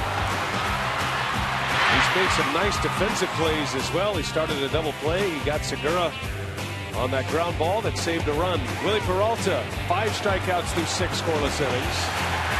There have only been 6 hits in this game. Peralta working on a 2-hit shutout through 6.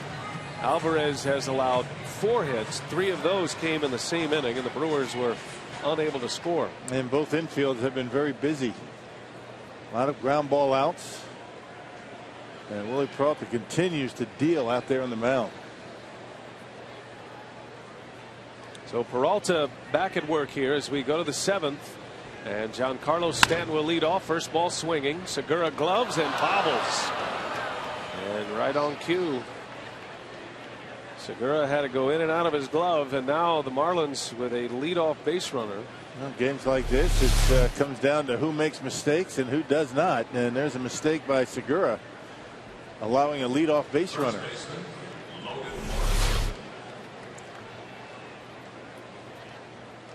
We'll see if Peralta can pitch around the error. First error of the game. The Brewers did commit an error yesterday. That was an error on Juan Francisco, a throwing error. So here is Morrison. Now Morrison, his last time up, had a runner at first with nobody out. He bounced into a 4-6-3 double play. Just an excellent job of pitching by Peralta. Sliders, change-ups, got him with a fastball. That ball's crushed but foul. And it's 0-2 on Morrison. Peralta hasn't used the changeup a whole lot today, but when he has used it, it has typically been against the lefties, and specifically against Morrison. He's thrown a couple of really good changeups to Logan Morrison.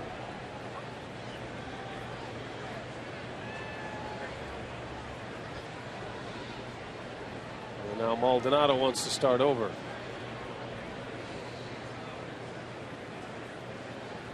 You wonder if his managers are going to put their runners in motion in a game like this.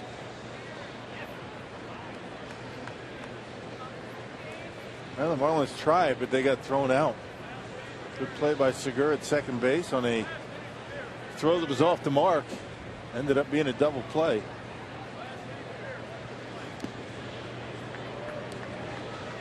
That was a great shot there of Maldonado, and to your point, Rock, of the nonverbal communication. There wasn't even a sign delivered. Maldonado just nodded his head at Peralta and then pointed to the ground. Obviously wanting a slider in the dirt. Peralta put it right where he wanted, but Morrison didn't chase.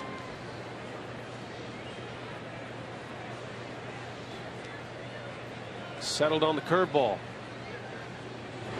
And a swing and a foul tip that is into the mid of Maldonado, and a strikeout. Well, took a while to get there, but he finally did. He threw everything at him, did Maldonado. And he got the strikeout. Hey, it's the 40th anniversary of Bernie Brewer. Bring the family out to Miller Park August 16th through the 18th for birthday weekend at Bernie's, presented by Southwest Airlines. Visit Brewers.com/Bernie40 for details. That'd be a fun weekend. Friday, a free can koozie for the first 20,000 fans.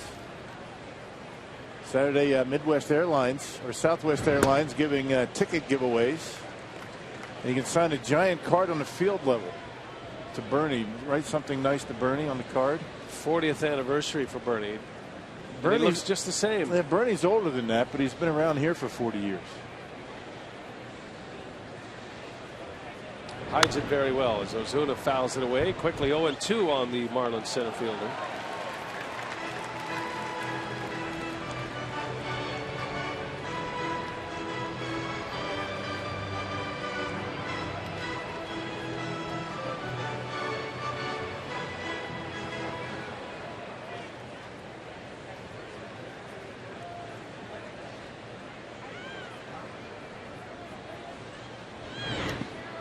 In the dirt, Ozuna doesn't chase. Maldonado just does such a great job blocking pitches. He and Lucroy both talked to the Brewer pitchers about the two catchers and the way they move. Very flexible. Gives you a lot of confidence throwing breaking balls in the dirt. That's where you need him with 2 strikes.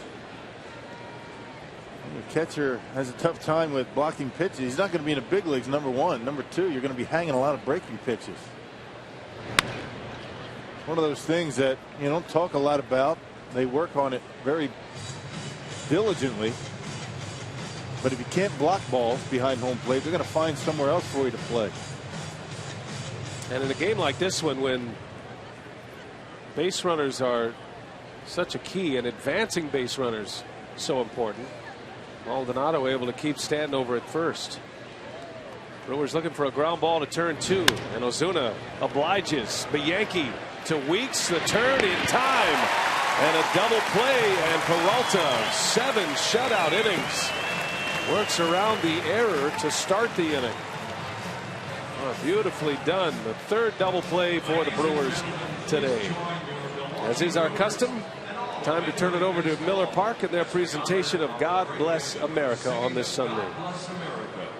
led this afternoon by Bob Kozlowski from the Brewers Guest Relations Department. God bless America, land that I love.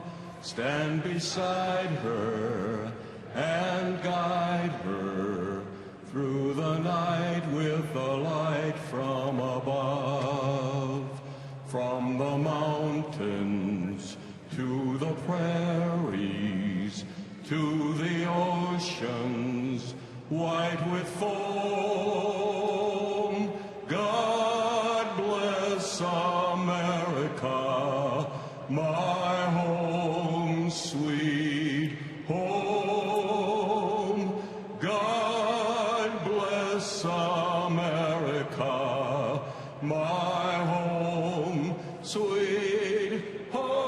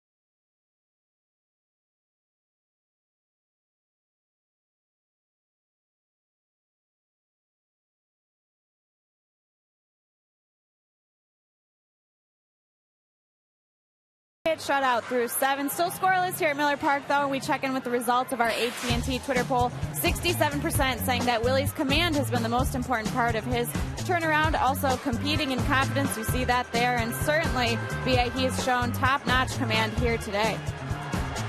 And that is the name of the game on the mound. And usually the others fall in line when you have good command. Peralta pitching a gem. Let's see if the Brewers can come up with some offense here. Alvarez is matching Peralta pitch for pitch. Check the Powerball home run count. Ricky Weeks homered yesterday off Nathan Eovaldi. It was his 10th home run of the year. He took a 97-mile-an-hour fastball and hit it off the batter's eye in center field. Has the power to do it. Weeks 10 homers, 22 runs batted in. He is 0 for 1 today against Alvarez. His 2 plate appearances have resulted in a walk and a ground out, and been a lot of those from Henderson Alvarez today. Soft liner to first for out number 1.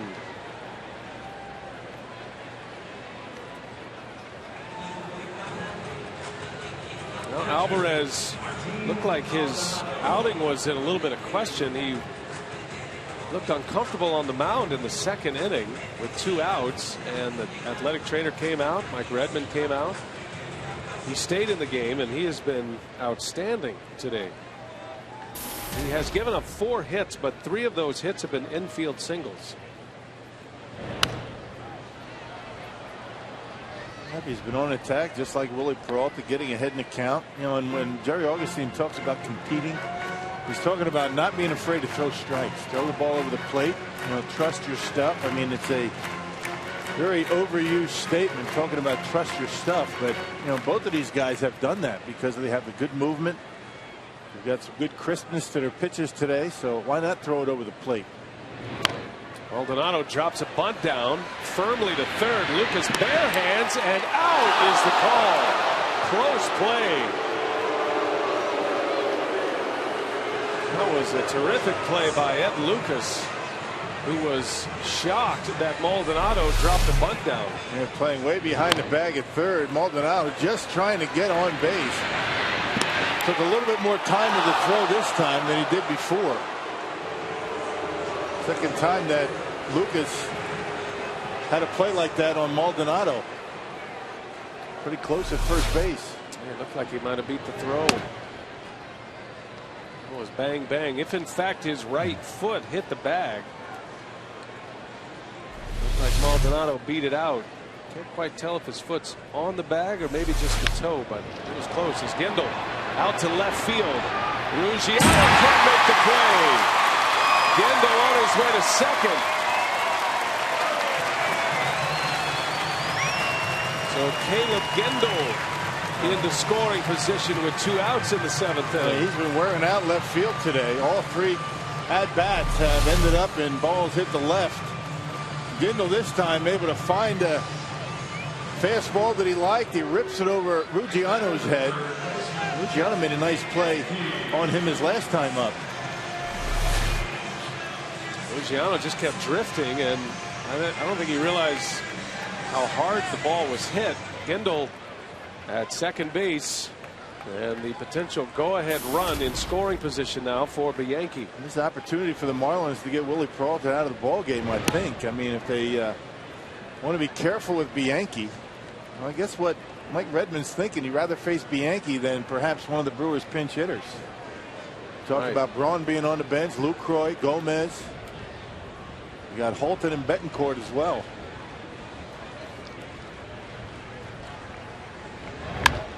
And a bouncing ball to second, and that'll do it. So Henderson Alvarez is through 7. We are still scoreless on our way to the 8th inning now.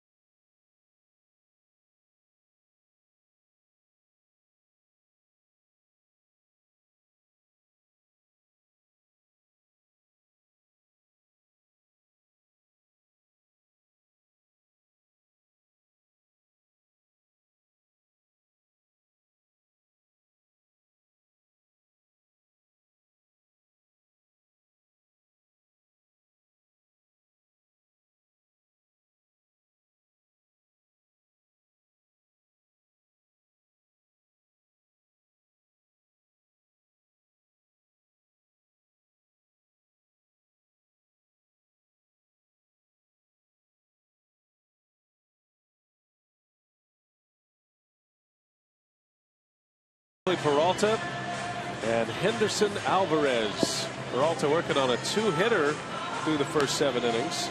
Final game of the series, the Brewers looking for the sweep of the Marlins. They will welcome in the Padres tomorrow. Hard-throwing Andrew Cashner, the former Cub, is on the mound for San Diego. And Tom Gorzelani pitching well out of the bullpen. Got a chance to start, and he will remain in the starting rotation. That's our Miller Lite. What's on tap? That's coming up tomorrow, the first of the 4-game series against San Diego. We're on the air at 6:30 with Brewers Live tomorrow. I think Gorzelani's been throwing the baseball well out of the bullpen, and now as a starting pitcher certainly deserves the opportunity with all the injuries and guys not able to get the job done. So Gorzelani, Donovan Hand will represent the bottom part of the rotation for Milwaukee. San Diego is in St. Louis today, wrapping up their series with the Cardinals. It's 3-1 St. Louis as they play in the 5th inning. So here we go to the 8th. A pitcher's duel. Bottom of the order coming up for Miami. Derek Dietrich leads off against Peralta. And you don't blame him for swinging early in the count. He has struck out twice against Peralta, and it's been a steady diet of breaking balls against Dietrich.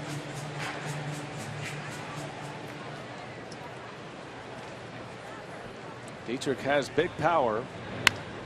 Another breaking ball bounced out to Weeks, and he bobbles, and it's going to be another leadoff base runner. Yeah. Brewers shooting themselves in the foot the last couple of innings, and Peralta able to work around the error at shortstop.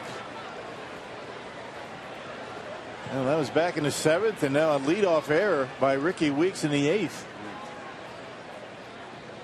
Don't forget our instructional during a Brewers Live post game.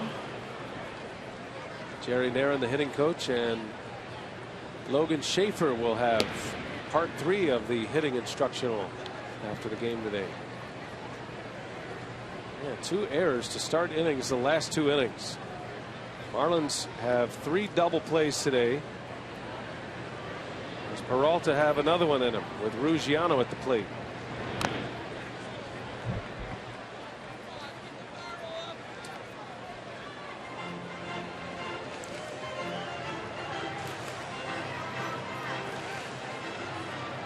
Marlins are in their 7th spot in the order. They have set a franchise record for scoreless innings by an offense, now at 31. That's probably going to be the end of the line for Henderson Alvarez. He's due up 3rd now in this inning. Ruggiano bunts it foul, and it goes to 0-2. And Willie Peralta leads off the 8th for Milwaukee.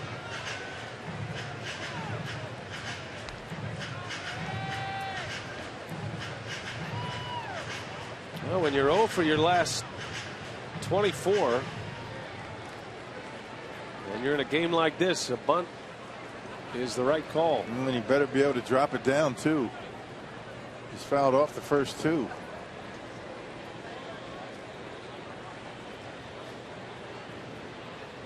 Oh, and 2 not bunting, and he takes a ball. Throw to first is late. In case you're wondering, Ruggiano in his career has not been asked to bunt a lot. He's only bunted successfully for a sacrifice on 3 occasions. One of them earlier this year. It doesn't look like he'll be bunting with 2 strikes.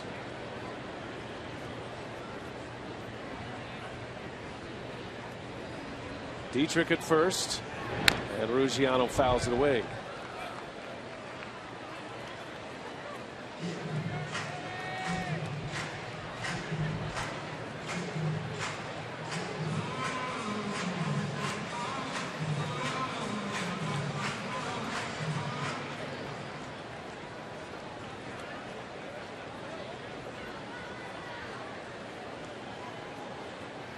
One ball, 2 strikes. Chopper, slow roller, tough play. Bianchi bare hands, a throw in time for the out. Excellent play by Jeff Bianchi. Just getting Ruggiano. It does advance a base runner in the scoring position, but the Brewers fortunate to get it out there. Man, Ruggiano not very happy. He thought he beat it at first base. Of course, Maldonado looked like he beat one in the bottom of the 7th. Manny Gonzalez rings him up, and he does advance the base runner to second. Ruggiano needs that base hit to end that hitless streak. He hasn't had a hit since July 8th. So 1 out. Let's check our text question today, courtesy of Ho Chunk Gaming. Steve in Lake Mills. Do you like to see a pitcher's duel or a game with a lot of offense? I love the pitcher's duels. I love when pitchers are dealing. They're throwing strikes, good defense, and a good pace to the game. I think that's what everybody likes to see. I'm with you. It's a premium on every facet of the game. Peralta trying to work around a leadoff error by Weeks as Rob Brantley takes ball 1.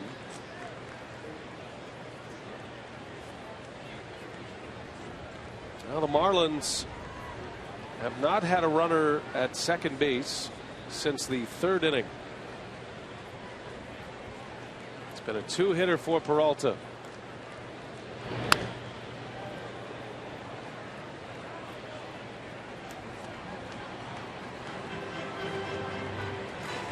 Start looking ahead to the Brewers' 8th inning. Rock mentioned it's Peralta's spot due up. Roenicke has plenty of options on his bench. Some firepower down there.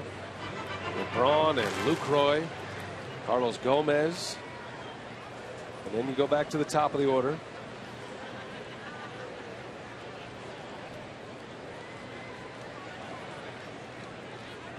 Ball and a strike on the catcher Bradley. In the air, foul. He was late on that fastball, and it's 1-2.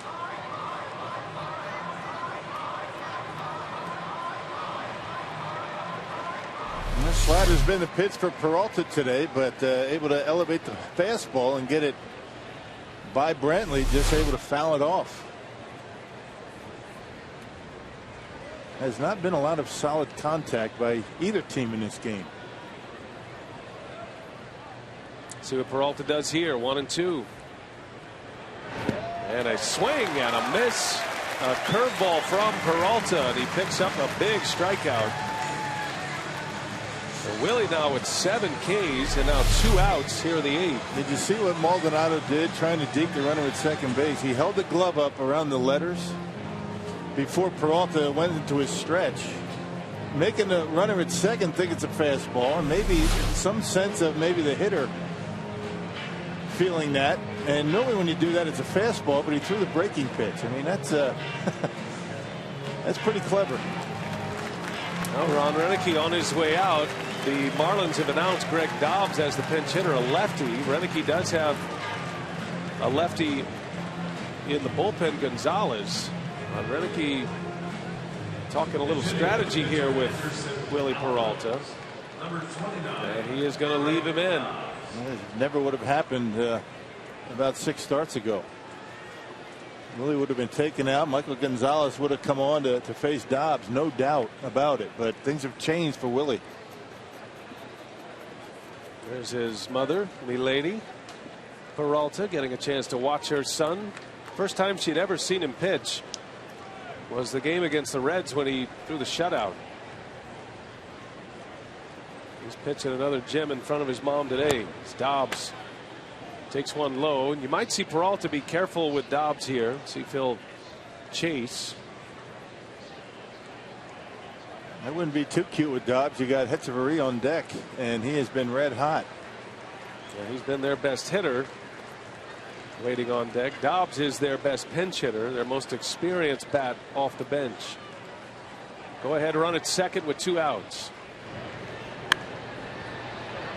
And a ball and a strike. Another breaking ball from Peralta.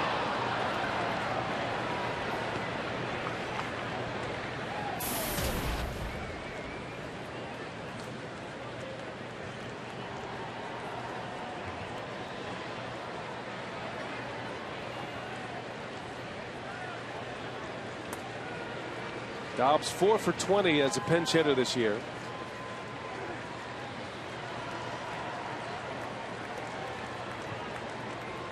Dietrich at second. He runs well. And the 1-1 bounce to the right side. Francisco is there. He'll take it himself. And Willie Peralta with 8 shutout innings.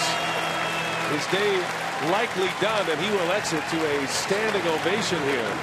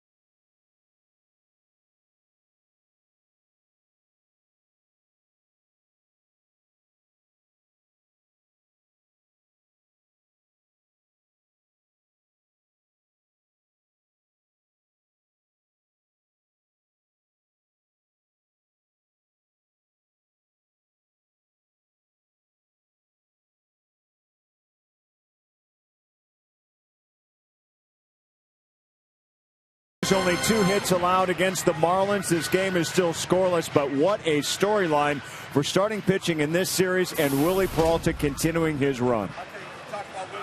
He's throwing the ball very good. You look at what you do in our good pitching is keep hitters off stride. Today using that good fastball. But I'm going to tell you what, that breaking ball and his off-speed stuff have been very good for him today, especially throughout the later innings.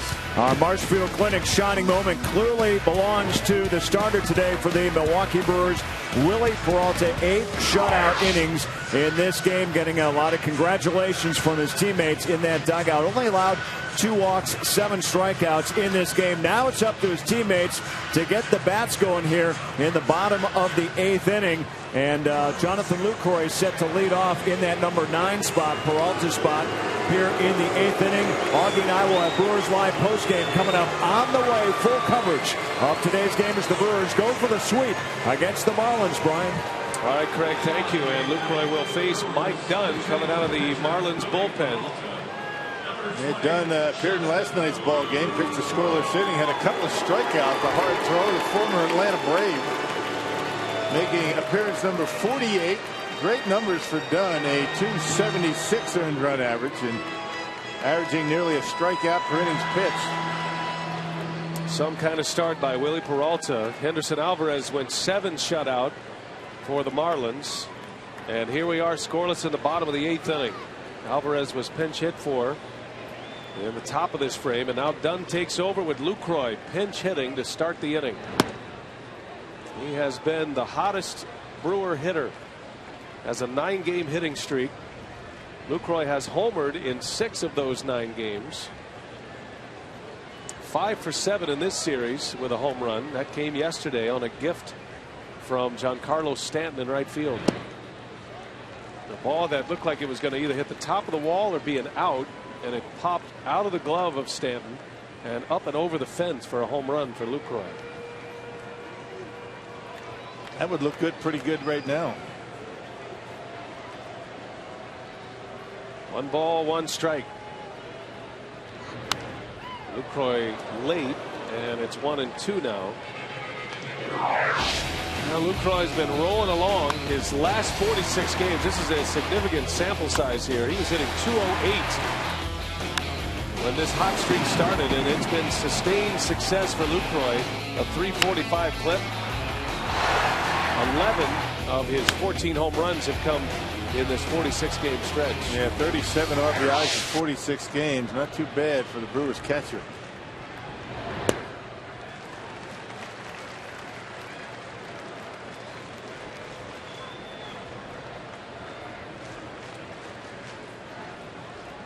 Top of the order to follow Lucroy. Aoki, then Schaefer. If anybody gets on, Segura will hit. 2 balls, 2 strikes. And Lucroy in the right field, shallow. Stanton makes the play for out number 1. Can't knock that one over the fence.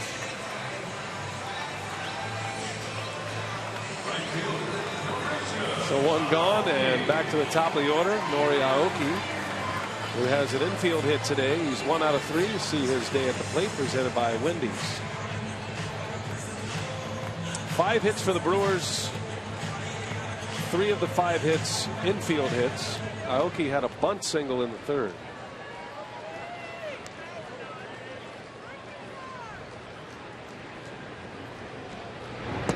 Peralta cannot lose this game. Brewers can still give him a victory if they score in this inning and then hang on in the 9th. It's going to be a final at-bat victory for someone today.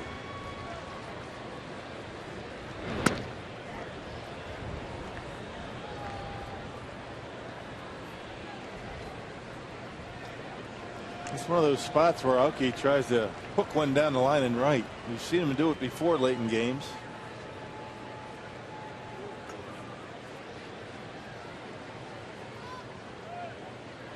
Tough matchup against the left-hander Dunn. Aoki rips one. That is foul. Just foul. Man, oh man. Didn't miss it by much. Would have been a sure double for Aoki. And Stanton was shaded around toward the gap, and no telling how long he would have been able to run. Might have been a triple. Just misses the chalk line down the right field line. He picks his spots when he tries to turn on pitches, and these are ordinarily the situations he likes to do it.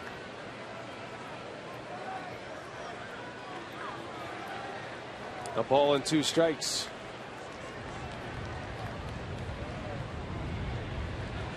Setting up outside, and Aoki slashes one foul. But Dunn has great stuff. 95-mile-an-hour fastball. He came to the Marlins a few years back in a trade for Dan Uggla.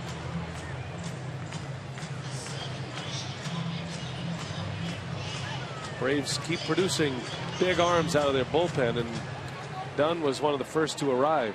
They get rid of one, they bring up another. Aoki in a hole, 1-2, and that one just missed. I remember at the time, you know, there was a lot of concern about trading away an arm like Dunn, but the Braves knew they had some pretty big pieces coming up. Guys like Craig Kimbrell and Johnny Venters, Eric O'Flaherty.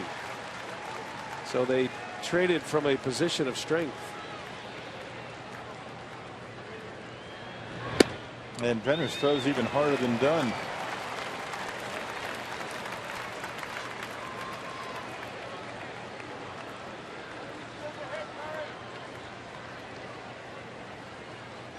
Dunn now in his 3rd year as a Marlin.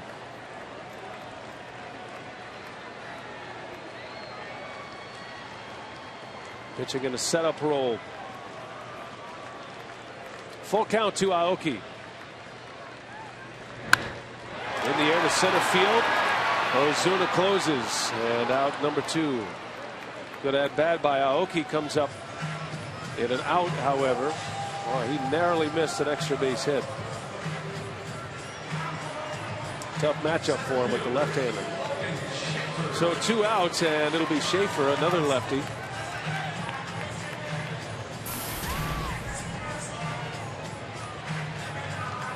Looking ahead to the Marlins' 9th, they'll have the top of the order coming up. If the Brewers can take the lead here, it would be K-Rod to pitch. And you might see him anyway in a tie game at home. It's typically how it's done in the National League, or any league for that matter. And K-Rod's the only one loosening in the bullpen.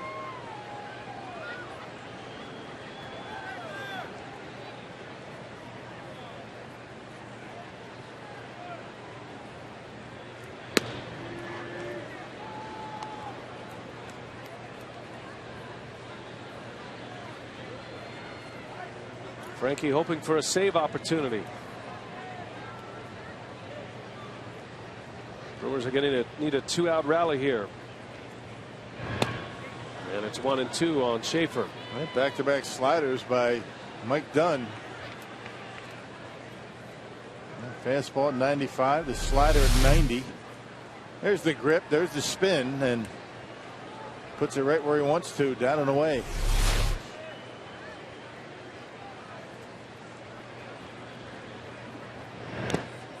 Another one down in the dirt. Schaefer reached on an infield hit in the 3rd inning. That was the best chance for the Brewers to score. They've only had a runner in scoring position 3 times today. Anderson Alvarez pitched very well. 7 shutout for the Marlins. 2-2. Chopper out to second base. Dietrich. And Schaefer is just out. Close play. Inning ends, and 8 scoreless on the board. We're headed to the 9th. Marlins coming up.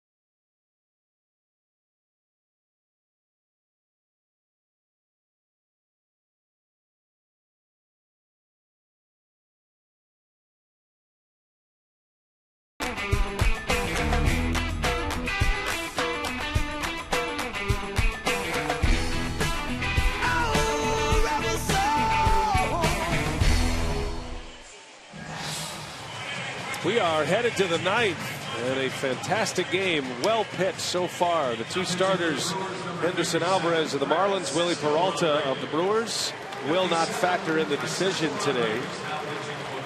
Alvarez goes 7 shutout, Peralta 8 shutout with just 2 hits. And in a scoreless game in the ninth, Ron Roenicke going with Frankie Rodriguez. At the top of the order coming up, Rodriguez 10 for 10 in save opportunities. He has been outstanding for the Brewers this year. Made his Brewers debut this season on the 16th of May. After going most of the month of April unsigned. The Brewers did sign him the 3rd week of April. Got him into their minor league system. He had to start all over basically his spring training. Took him about a month to get ready. And since he's been with the Brewers, he's been terrific. And many are wondering how long he's going to be a Brewer with so much activity and trade rumors swirling about. A lot of contending teams needing bullpen help, and Francisco Rodriguez is certainly a pitcher who has been there before and had great success. Echeverria leads off for the Marlins. K-Rod deals him a strike. Echeverria, Lucas, Giancarlo Stanton, first 3 up. Well, both teams are going to be where they want to be in their lineup, you know, in the 9th inning here. Top of the order for the Fish, and the Brewers lead off for Segura, the number 3 hitter.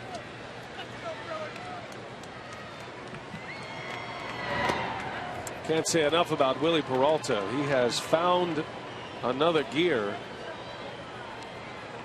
His last 4 starts, he has given up 1 earned run in 29 1/3 innings. How about his month of July? 1 run in 4 starts. You're right.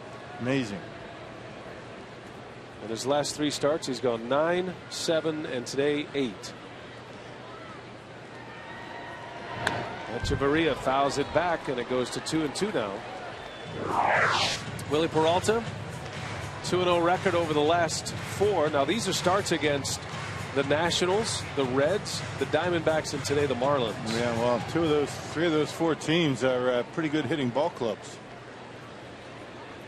26 Ks in 29 1/3. He had 7 strikeouts today. Coming off an 8 strikeout game against the Diamondbacks his last time out. Little flare, Weeks on the run. Schaefer coming in. That's going to fall between them. Echeverria with his 2nd hit. Well, good speed at first base now for the Marlins. 3 consecutive innings they've been able to get their leadoff hitter aboard. First 2 of theirs, and now a base hit. Rodriguez able to get in on his hands, but Echeverria able to fight it off and dump it into center field. Miami has had their leadoff batter reach base in the last 3 innings, and 4 times today. So far they've come up empty trying to advance him. Here's Lucas. You wonder if he's up there to bunt.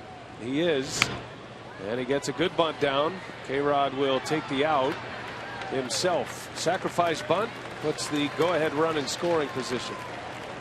And now the big boys coming up for the Marlins.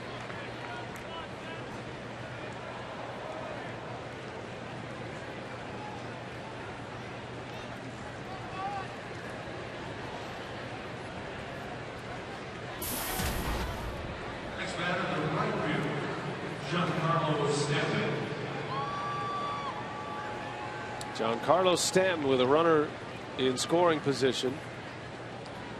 Reached on an error his last time up. He's 0 for 1.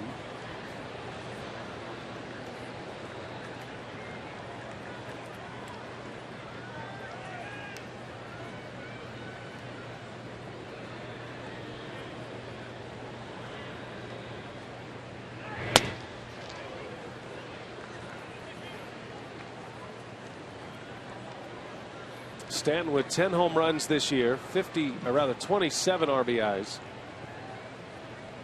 Stanton today playing in his 54th game of the season. Missed a month with a hamstring injury. Got a lot of speed at second base. There's a strike on the corner. Boy, a perfectly placed fastball by K-Rod. Now that's been what's been so good for him this year is his location. Throwing strikes with just about everything. Look at that one right on the corner at the knees. And now he's even in count.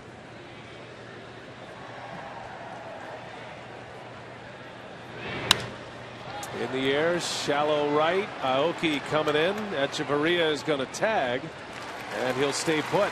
2 outs. Big bat retired by K-Rod as he gets Stanton to fly out to right. Yeah, 2 perfectly located fastballs on the outside corner after falling behind 1-0.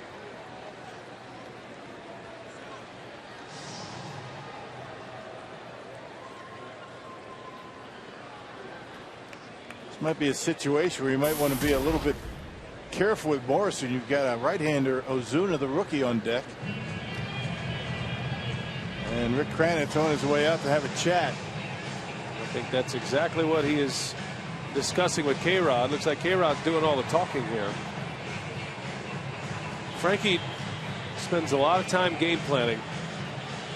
I was talking to Lee Tunnell about Frankie Rodriguez down the bullpen, and not only is he making sure that he's prepared and looking at all of the matchups that he could potentially face, but Rodriguez is doing that with a lot of the other relievers as well, going through the batting order, going through the sequence of events in a particular game. So it's without doubt that Rodriguez knows about the 3 at-bats for Morrison leading up to this particular at-bat. What kind of pitches he's seen. And he likes to go first pitch fastball. Does Morrison? He'll attack early if he likes it,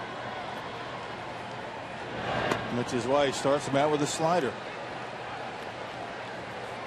or the changeup, one of the 2.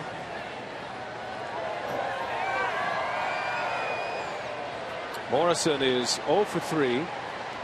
Bounced into a double play with a runner at first in the 4th inning, and then he struck out with a runner at first in the 7th. Their cleanup hitter. Morrison not biting, and K-Rod falling behind 2-0, and I think they'll go ahead and put him aboard here. Yeah, not a bad idea. Play the percentages. You get the youngster up there, Ozuna, the right-handed hitter.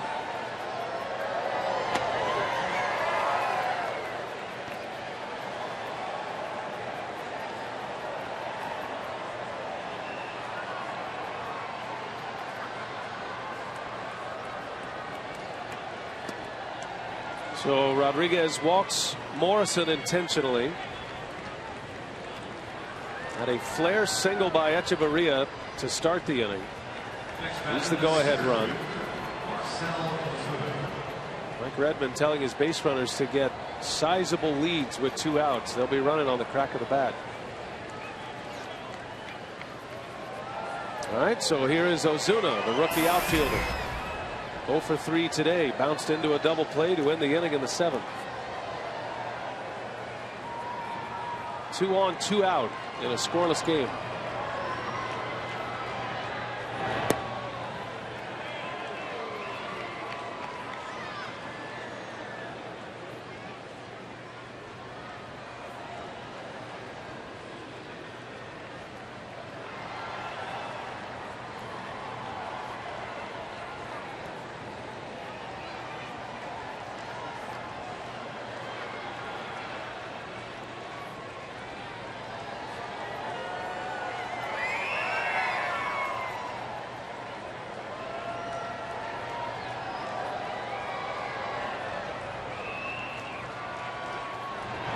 Ozuna, big hack, fouls it back. Good pitch to hit, wasn't it? Right down the middle of the plate. Had the count in his favor. See the splits on Ozuna this year. Getting a lot of playing time. He's essentially an everyday player.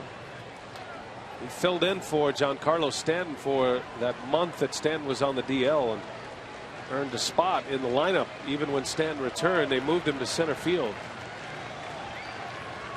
Among the top hitting rookies in the National League. He doesn't bite on the breaking ball, and it's 2-1 now. Any base hit that touches the outfield grass Echeverria is going to be able to score. He'll be running on the crack of the bat with 2 outs. Pretty much straight away on Ozuna. We got Segura covering the hole between short and third a little. And decent throwing arms in the outfield. K-Rod ready for a 2-1. Ozuna in the air. Logan Schaefer coming in. And another 0 on the board. Frankie Rodriguez strands 2. Gene Segura will lead off. We head to the bottom of the 9th in a scoreless game.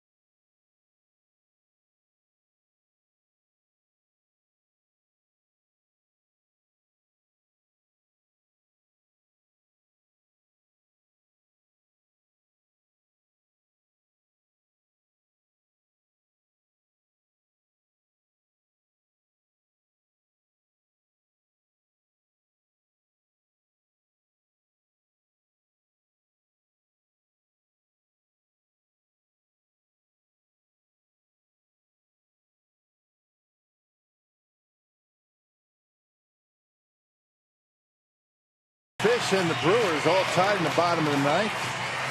Brewers in a good spot. They got 3, 4, 5 coming up. And a new pitcher on the mound for Florida. I should say for the Marlins. Second time I've said that in this series. Chad Qualls coming on for the 39th time this year. 2-1 record at .282 earned run average. Giving up only 4 home runs in that stretch. Chad Qualls a sinker baller. He keeps the ball on the ground pretty well. You know, we saw him yesterday. He worked a scoreless inning, had a couple of strikeouts. Just returning from the paternity list. His wife having a baby during the All-Star break.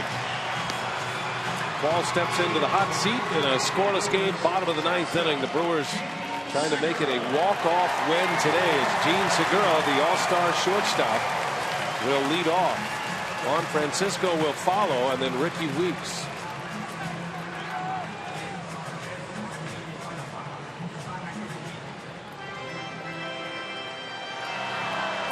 Segura has 11 home runs. In case you're wondering, he has not homered since the 21st of June. It has been exactly a month. No score, bottom of the 9th inning. What a ball game today. Chad Qualls delivers, and Segura takes a ball high. Qualls has that great slider. He's had a couple of rough years in the big leagues, but he has found his form this season with the Marlins.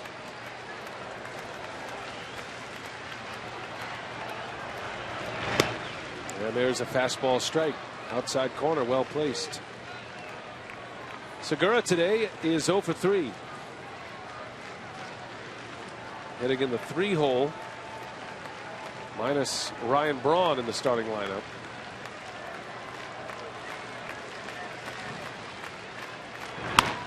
And a slow roller short. Echeverria gloves, throws in time. Segura is out, 1 gone here in the 9th.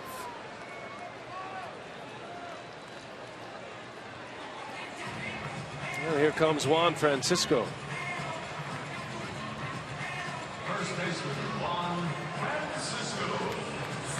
Brewers trying to make it a clean sweep of the Marlins today. Miami's scoreless streak is still alive, by the way, offensively. They are now at 33 consecutive scoreless innings as an offense. Friday, Francisco, one of the 2 home runs in the game. He and Gomez went deep. Francisco went to the opposite field against Jacob Turner. Brewers would love to see one of those right here. It feels like one of those games that a home run by somebody's going to win this one.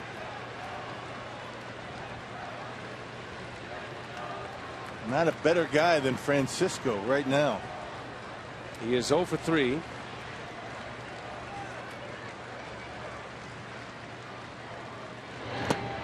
Yeah, swung right over the top of that sharp breaking slider by Qualls. 0-2 the count. There's the grip and just disappears down and in, and Francisco over the top. Good pitch. Now Francisco needs a mistake, and he lays off a breaking ball.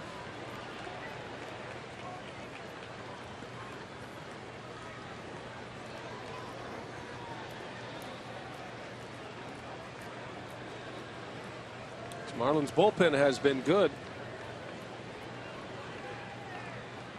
They went to the All-Star break taking 2 out of 3 from the Nationals.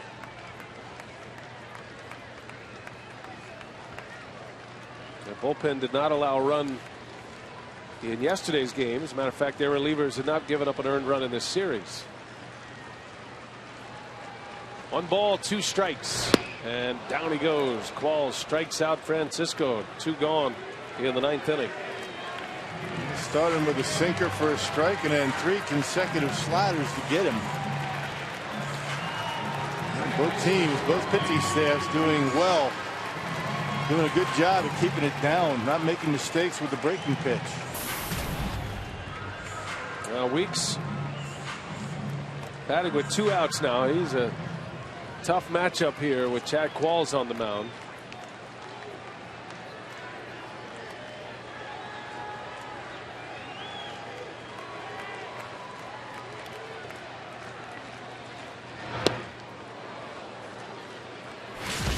Weeks last night had that home run against Eovaldi, number 10 of the season. Brewers would love one of those right here and now.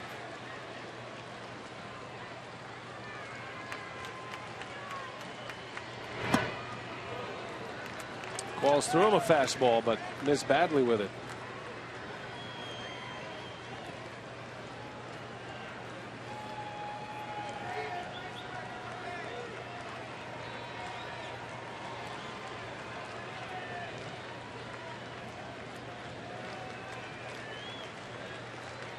No score, 9th inning, 2 outs. And Ricky fouls it back. Another fastball from Qualls. And it goes to 1-2. And 94, a little bit of movement at the end. And he's got the sinker, he's got the slider working.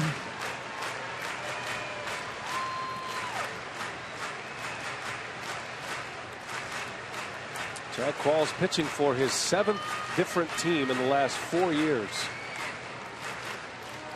His 8th team overall. He started with the Astros. Stuck around with Arizona for 3 years. He's been bouncing around ever since. The 1-2, and Weeks takes a ball low.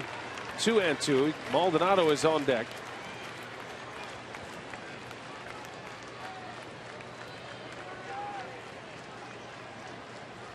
Ricky Weeks trying to bring them to their feet. A very quiet crowd here in the 9th.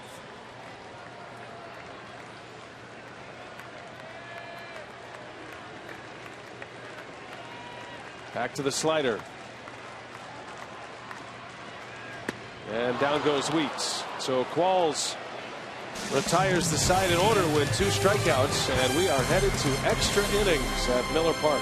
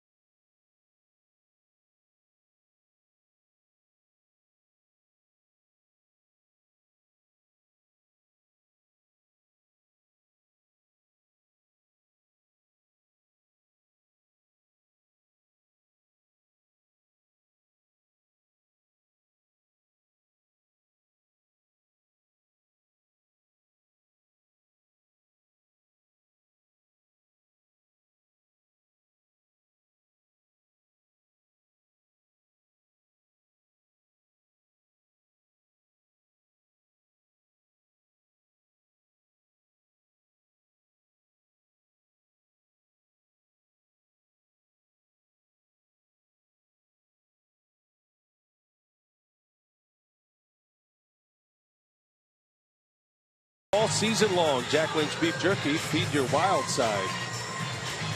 We are scoreless, headed to the 10th inning. We're still dancing here at Miller Park. Crowd of over 30,000 on hand on a beautiful Sunday. Had some cloud cover come in the last couple of innings. Willie Peralta went 8 shutout. K-Rod worked a scoreless 9th. And Rock, now it's Michael Gonzalez here for the 10th. Yeah, pitching out in last night's game. He pitched out in the 9th inning. 50th appearance for Michael Gonzalez, who's been outstanding. A .297 earned run average, more strikeouts than innings pitched.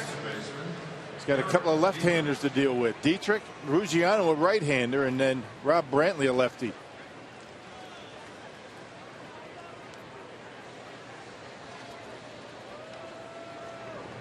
Derek Dietrich will lead it off. 0 for 3 today. And Gonzalez misses up and in. Well, if you're just picking us up, it has been a terrific ball game from the pitcher's perspective.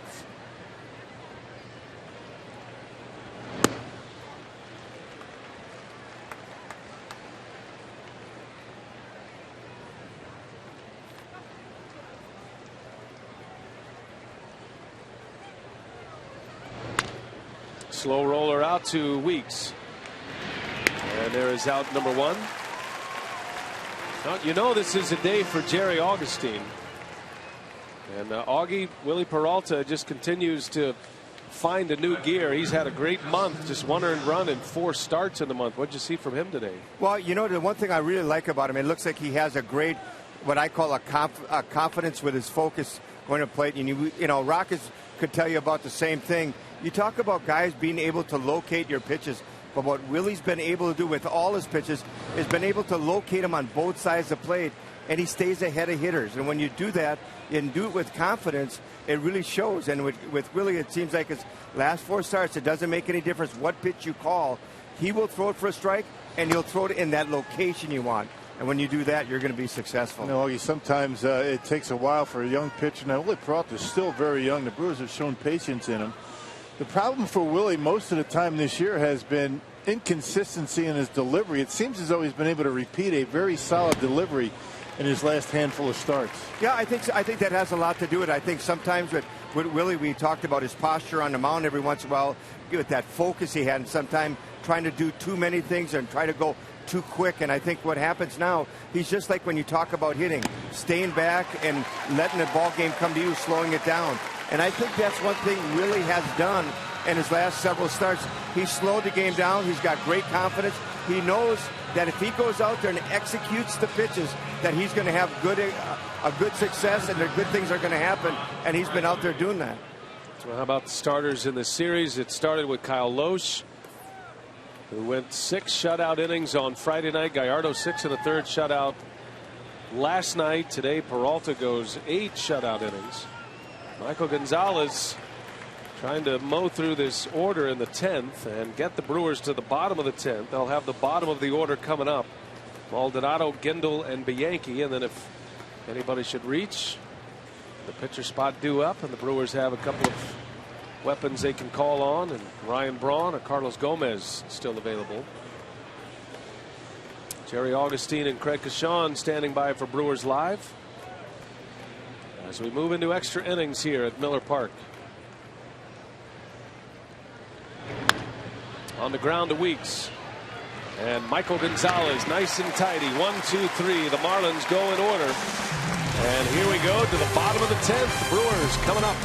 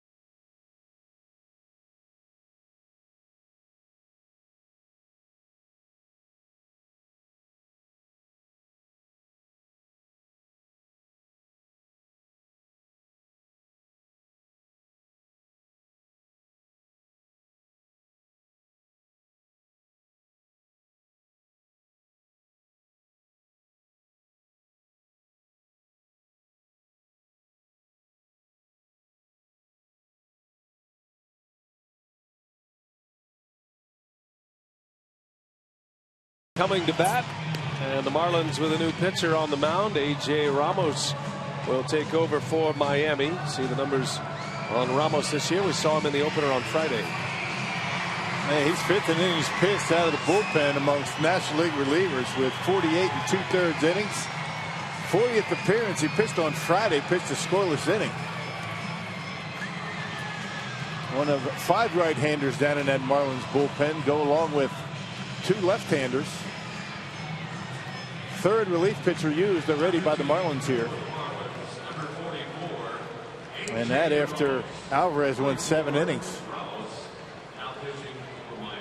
Well, this one still scoreless. The Brewers' best opportunities to score came in the 2nd and 3rd. They had a runner in scoring position in the 2nd inning with 1 out. They couldn't drive him in.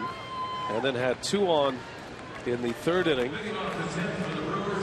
And came up empty as well. They did leave a runner in scoring position in the 7th with 2 outs. Brewers are 4-6 in extra inning games. The Marlins have played 12 extra inning games. This is their 13th. As Mathis will take over behind the plate. Miami is 4-8 in extra inning games this year.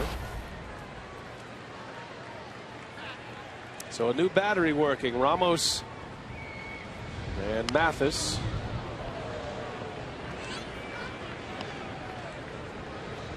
Well, it's so easy as a hitter to go up there and try to end a ball game with 1 swing of the bat. That's the tendency.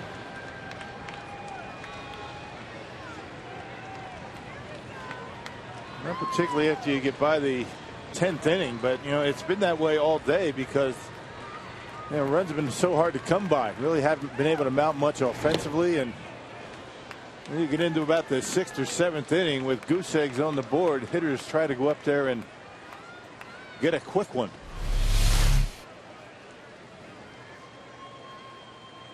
Yep, he went.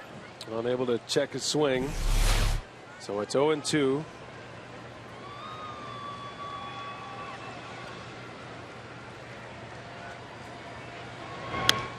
And Maldonado pops it up. Mathis will give it a look. Morrison is there as well, and there is out number 1.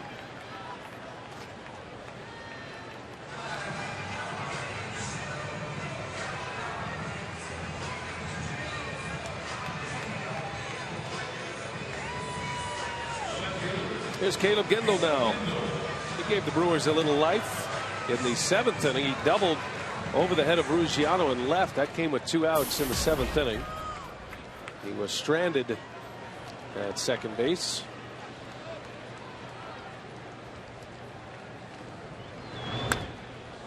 And Ruggiano is playing pretty deep out there in left field. All 3 times up, Gendel's gone to left. It's going to be tough to get one over that left fielder's head this time.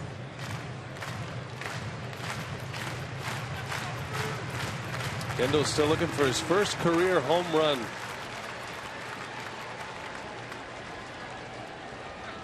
And his first double back in the 7th inning. Big cut, 0-2 the count.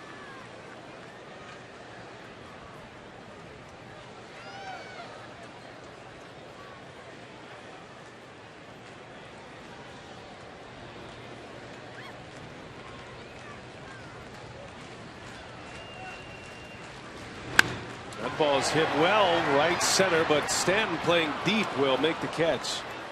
Well, Gendel's had a tough luck day. He's hit the ball hard 3 times. Just 1 hit to show for it. And 2 quick outs for Ramos here in the 10th. They have the advantage of playing no doubles in the outfield, playing about 3 or 4 steps a little bit deeper than normal. Willing to give up the single, not the double. Made that a much easier catch for Stanton. So 2 outs, and here is Jeff Bianchi.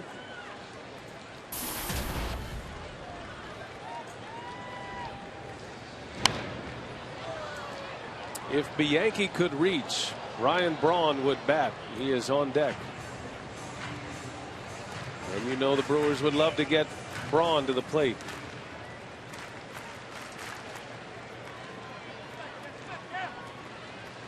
Scoreless game, 2 outs, bottom of the 10th inning.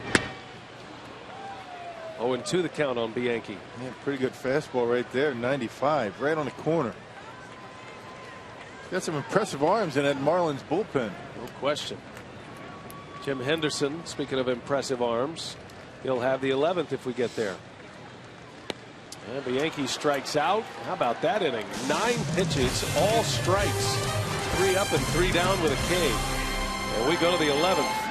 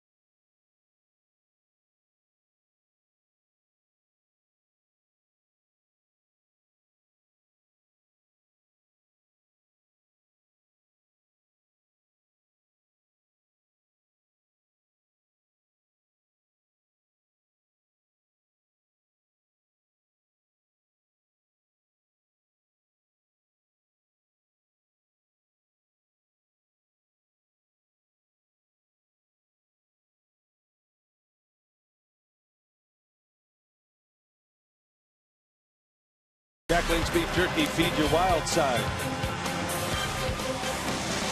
We're already 2 bags in. Our game summary as we head to the 11th inning. All about the pitching today. Henderson Alvarez of the Miami Marlins started with 7 strong, 7 shutout innings with 5 hits allowed. That was a play that saved a run that could have been the difference in this game. Willie Peralta, 8 shutout innings today. He struck out 7. He gave up just 2 hits. Man, 2 hits coming in the same inning early in the ball game, but boy, he's been outstanding. And 2 hits came back to back in the 3rd, and that was it. Well, it gives you a lot of hope moving forward, watching Peralta put together this incredible month of July where he's given up just 1 earned run in 4 starts. You saw the numbers on Jim Henderson, and it's up to him to try to get this one to the bottom of the 11th in a scoreless game.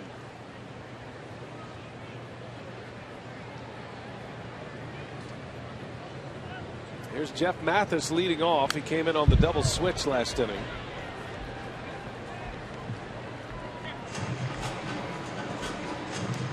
Marlins are used to these extra inning games. Not only have they played in now 13 extra inning games, they had a 20 inning game against the Mets earlier this season.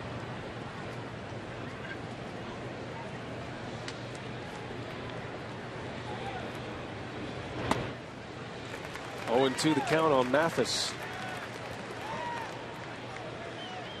Now the Marlins in a 4-day span back in June played 3 extra inning games. They had an 11 inning game against the Phillies and then a 20 inning followed by a 10 inning game against the Mets. We heading in that direction? I'm just saying. 20? Is that what you're saying? Not at all. I'm just stating the facts. Can't do that on Sunday. It's a day of rest.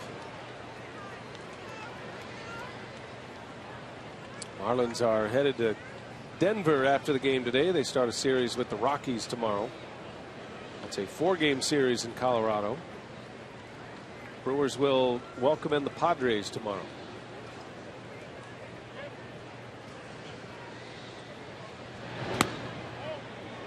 Ooh, didn't miss by much. Well, as the clouds have rolled in, the roof is starting to close here, as the Marlins have set a new franchise record for scoreless innings by an offense. 34 consecutive. Henderson trying to make it 35. And Mathis down on strikes.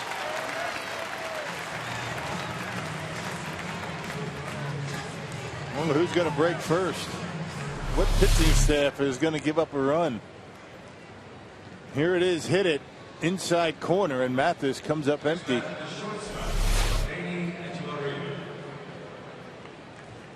Brewers have a scoreless streak going as well from a pitching perspective. Henderson with a scoreless inning here in the 11th could make it 33 consecutive by Brewer pitching, which is a team record.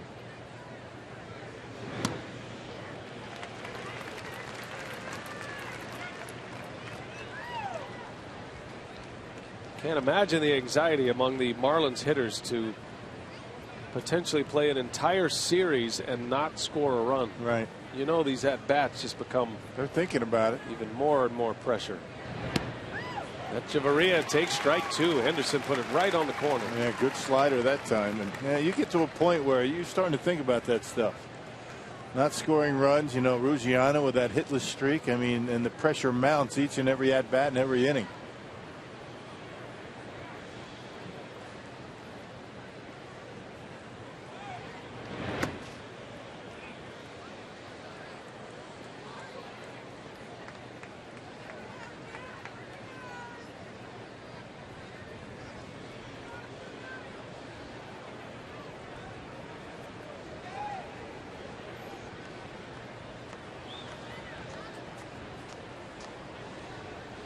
One ball, 2 strikes. Echeverria has 2 hits today. 6 hits in the series. Jam shot into shallow center. Segura wants it, and he's got it for out number 2. That's been a tough bat to retire in this series. 2 outs for Henderson.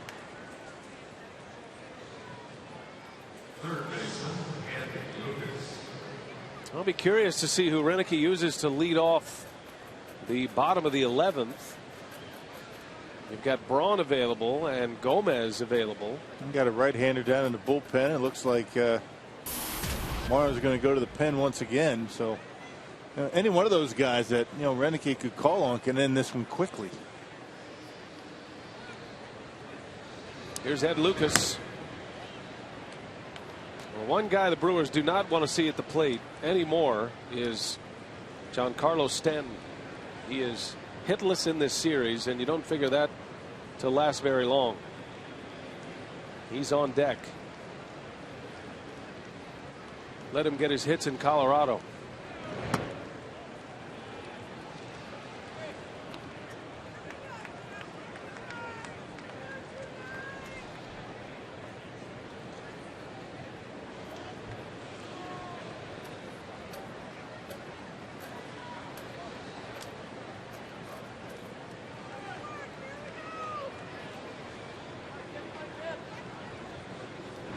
Lucas takes a strike. Fastball from Henderson. I saw where the Tampa Bay Rays won again today. They have won 17 of their last 19 ball games. They beat the Blue Jays today. How about that? They just can't lose. There's Braun getting ready. That might be your answer right there. And now it's 2-2. You go 17-2 in a 19-game stretch. Joe Maddon's Rays always seem to put together a stretch like that at some point in the season, don't they? It's incredible. Yeah, I mean, every year seems like. They started the day just a game and a half behind the Red Sox. Boston has the Yankees later tonight. 2-2. Lucas, line drive into right, base hit. And now here comes Stanton. That's a good at bat right there by Lucas, pulling the hands in, shooting it into right field. That's hard to do. I'm not sure if he tried to do it by design, but almost had the bat knocked out of his hand. Top hand off the bat. But a 2-out base runner. All right, now the power hitter Giancarlo Stanton with a runner at first.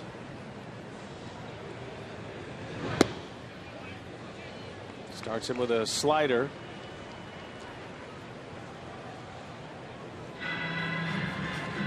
Maldonado Quick visit with Henderson. You got Logan Morrison on deck.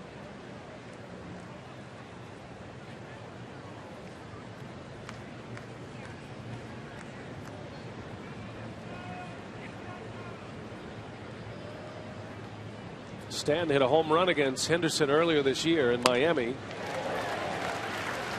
It allowed the Marlins to avoid a shutout that day. Gave him the lead too. It was a 3-run jack, I think, 2 or 3 run. Brewers had a lead at the time.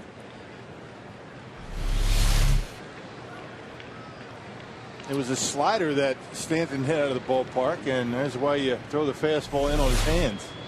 Yeah, you know, those memories are alive. And another fastball fouled back. Stanton had a better cut at it. But now it's 1-2.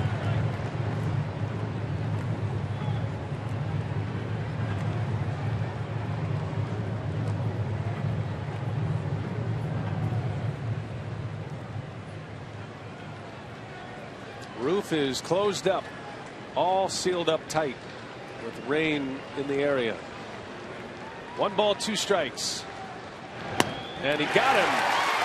Struck him out on a slider. Henderson punches out Stanton. He remains hitless in the series. And we are headed to the bottom of the 11th inning with an exclamation point.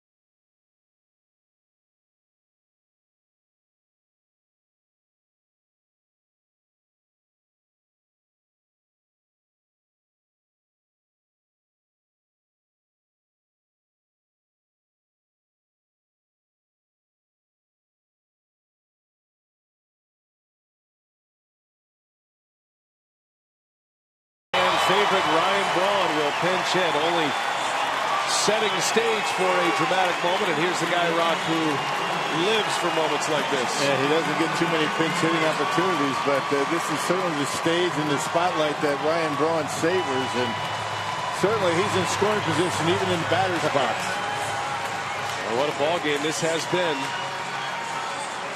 Incredible pitching.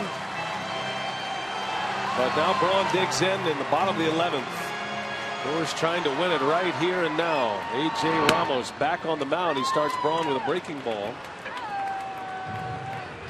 Braun started the first 2 games of this series. He played a full game, a 9-inning game for the first time yesterday. Coming back from that right thumb injury that had him on the disabled list.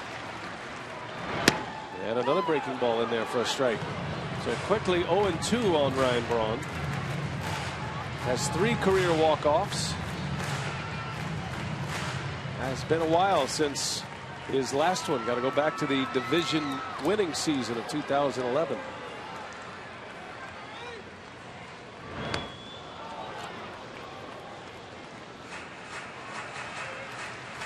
Well, Henderson works a scoreless 11th. Axford would have the 12th if we got there. So a bullpen that was once fresh. And Renicky couldn't hardly find enough innings to get him work after the All-Star break. Mowing through him pretty good today. Yeah, he used 3 pitchers last night in a 6-0 win. 3 pitchers in the 9th. 3 different. 1 ball, 2 strikes on Braun. And down he goes. Ramos to the fastball. He strikes him out.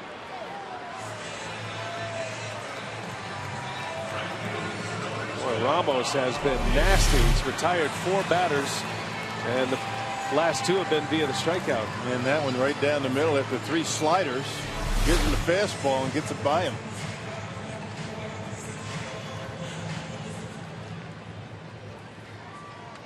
Here is Aoki.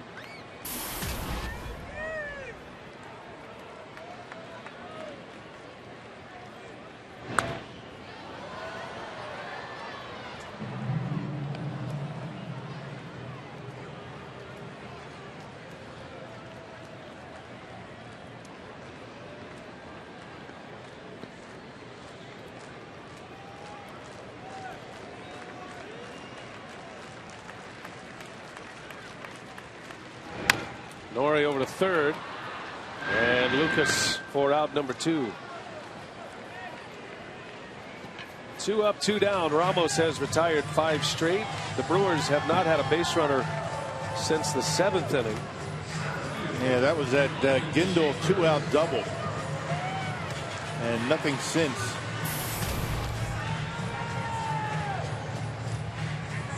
This Marlins bullpen has retired 11 straight.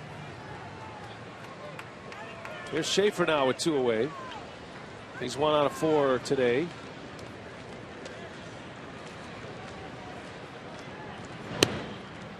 And Ramos zips one in at 96. Oh, this guy has closer stuff. And it looks effortless. Not a big guy, but he has some heat behind his fastball today. Yeah, Schaefer out ahead of that one.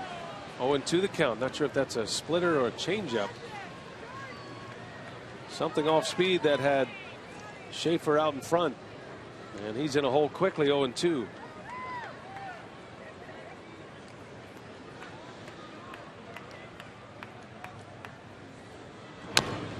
Another one fouled off this time.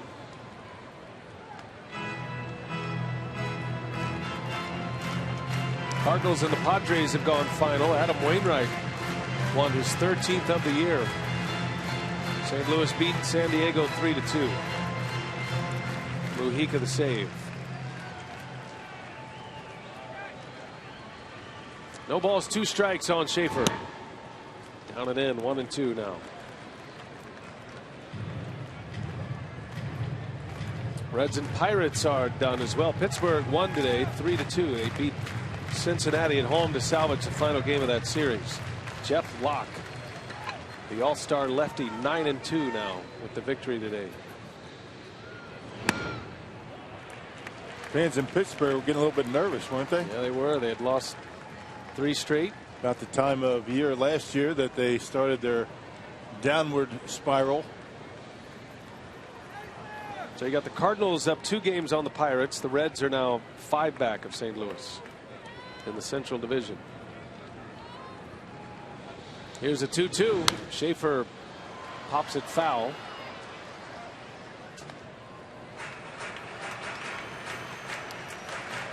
Dodgers beat the Nationals today. Jordan Zimmerman had another rough outing.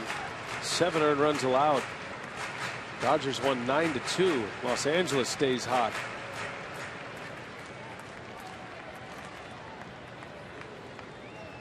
Pitch number 7 coming to Schaefer. Outside, ball 3.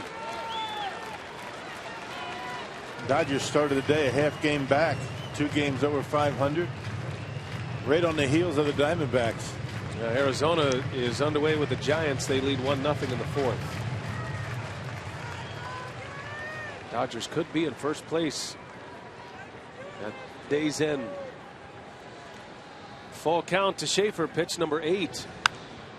And he fouls it off. Good at bat going here for Logan.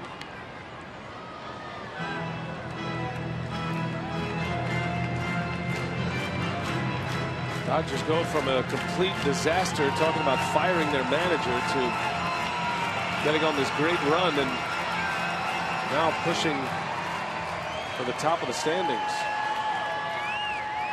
We'll do it again. Another 3-2 pitch.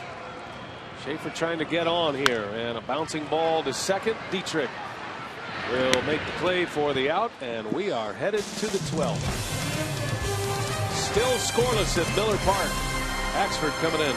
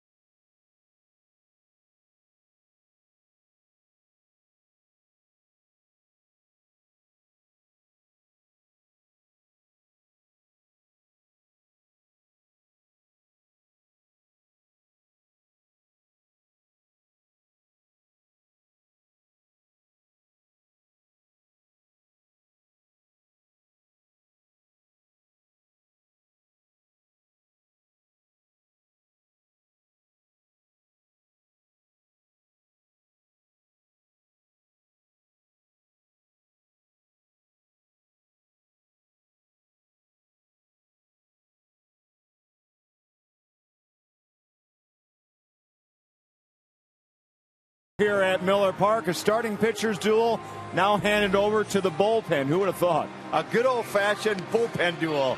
Now, when you look at what Willie Peralta did a great job, but this bullpen continues to go out and give good delivery. You look at what he had here. K-Rod coming in the 9th inning, getting through that inning, followed by Gonzalez came in, he had that perfect inning, and Henderson follows him up with another good inning. When you talk about this bullpen, 3 scoreless innings, continually throwing the ball well. Well, that's exactly how the storyline has gone throughout this whole series, and now the Brewers go to the 12th inning with John Axford out on the hill. We're standing by for Brewers Live. We'll see if it's a big victory to talk about, Brian. All right, Craig and Augie, thanks. And the Axeman will have the 12th, and he will have 4, 5, and 6 due up in the Marlins batting order. Logan Morrison, Ozuna, then Derek Dietrich. Yeah, 48th appearance for John Axford, 3-3 records. Got that earned run average all the way down to 363, which is an amazing thing when you think about where he started in his first handful of starts or appearances. He needs to put up a 0, and the Brewers need to get one on the board here. Roof is all closed up. We started out with a beautiful Sunday here. The sun was out, but some thunderstorms moving in the area. And we remain scoreless as we start the 12th. Logan Morrison will lead off. He is 0 for 3 today with an intentional walk. Marlins stranded 2 in the 9th inning after Ozuna flew out to center field with K-Rod on the mound. Axford starts him with a curveball. 33 straight scoreless innings. Brewers adding to their franchise record with each passing inning. Axford trying to make it 34. It's pretty incredible when you think about a season like this, and it's been one of the worst seasons here in Milwaukee in a long time, that you could have a pitching streak like this.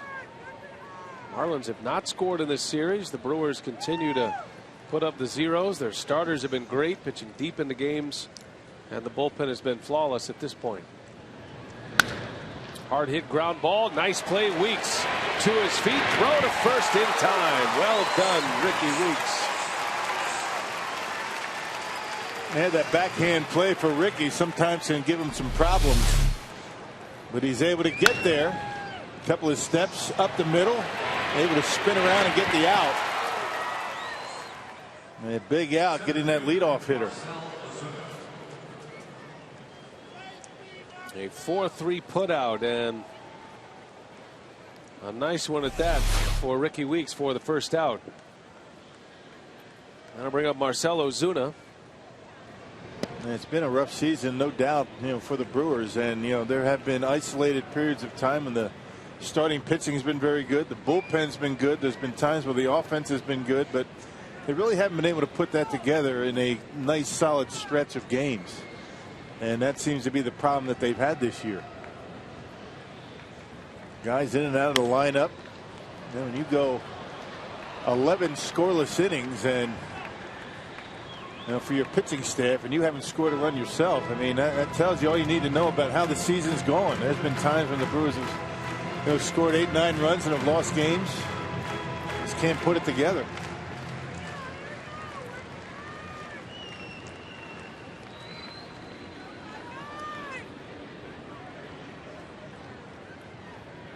There's a good hook in there for a strike. 1-2 the count on Ozuna. Now the Brewers in the bottom of the 12th will have Segura, Francisco, and Weeks coming up. 3, 4, and 5 in their batting order. Still have Carlos Gomez available on the bench.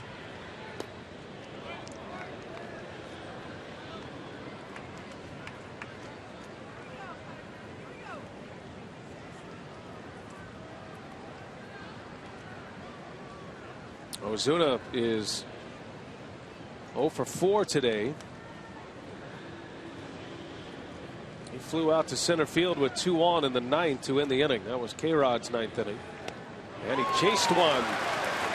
High fastball from Axford. 2 up and 2 down in the 12th. A steady diet of off-speed pitches, then he elevates the fastball and blows it right by him. That's what we're talking about. I mean, that pitch not even close. Up around the shoulders, in off the plate. Guy's trying to start that bat too early to hit the home run. Axford will take it. Here's Derek Dietrich now. And he starts in with a breaking ball strike.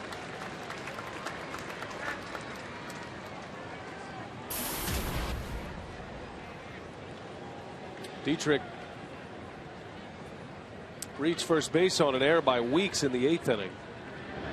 But then Peralta retired the next 3 hitters to pitch around it. Matter of fact, Willie pitched around 2 errors. Segura committed one in the 7th. And then that Weeks error in the 8th. Been some great defense in this game, but the Brewers with 2 errors. That did not cost them.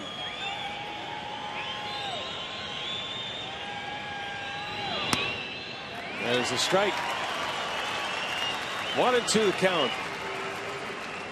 Feels like Wimbledon here. Some whistling has broken out in the crowd. Yeah.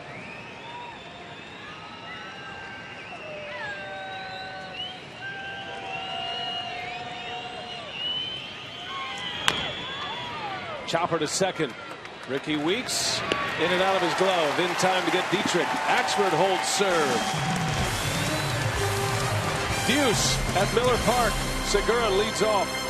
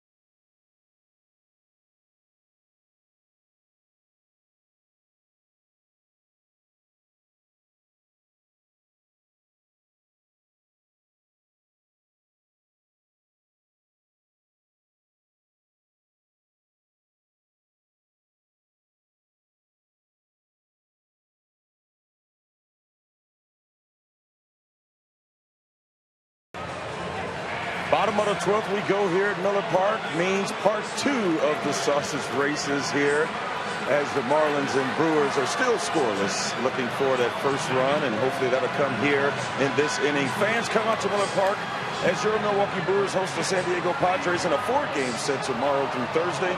For tickets, call 414-902-4000 or visit brewers.com. Brian?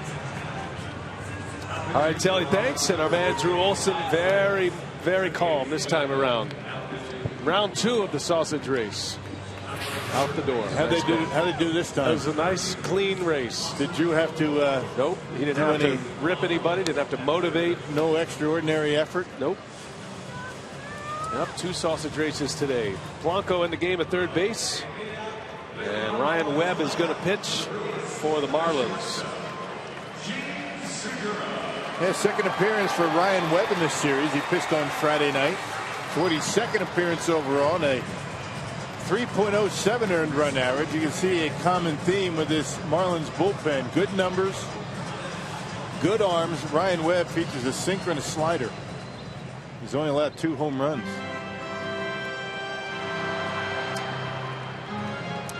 Home plate umpire Brian Gorman went to Mike Redmond, and I'm not sure if this is a double switch or not, and now he's going over to talk to Ron Renicky about it.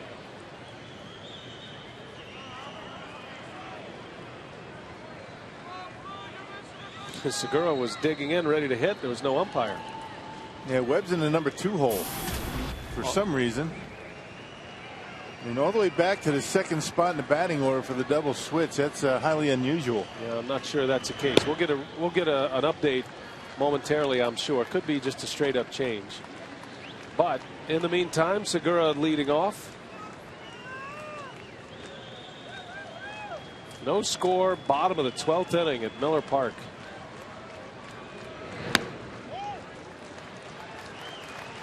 In a day of plummeting batting averages. Segura is 0 for 4 today. He's looking for his first hit. Brewers would love to see him on base. He's a base stealer. Try to get some activity on the base paths. Bouncing ball that is going to get through. A base hit for Segura. They can't ask for a better speed on the bases. Oh, an aggressive turn by Gene. The throw came in quickly to second base. And now we'll see if he is on the move. He's one of the best base stealers in the league, and that is his 125th hit of the season, which leads the National League. And because Polanco was even with the bag, respecting Segura's ability to bunt, that ball ends up into left field. First base runner for the Brewers since the 7th inning. Which was a 2-out double by Gendel.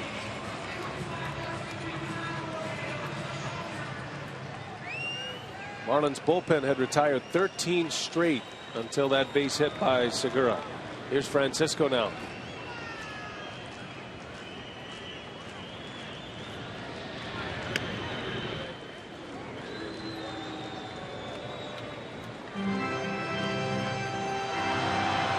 So there's Lucas at second base.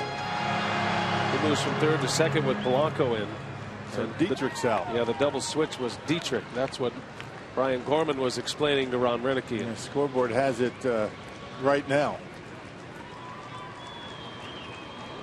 In case you like to keep the book at home. There goes Segura. Pitch is high and away. Throw to second. Bounces in, and safe is the call. Wow. Close play at second base. Segura is in there, and Mike Redmond is on his way out for an explanation. Stolen base number 30 of the season for Gene Segura. Oh, that's a heck of a play out there by Echeverria. Wow. He hung in there nicely. He caught the short hop and looked like he put the tag on Segura. Tony Randazzo, the second base umpire. Look at this play. Boy, very close. He got him on the helmet, but Randazzo, the second base umpire, said he got the hand in there. I don't know. Yep, Brewers might have got a break there. Now that's with super slow-mo camera. That's a tough call. Remember earlier today, Segura put a tag on the helmet of Ruggiano and got the call. Stolen base number 30, and now the Brewers with the winning run in scoring position Francisco at the plate.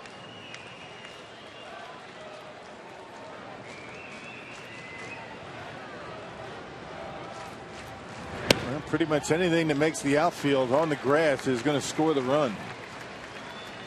Brewers have 3 shots at it. Ricky Weeks to follow if it gets to him. Francisco would love to end it right here. Best arm in the outfield is in right. Giancarlo Stanton, who has a cannon.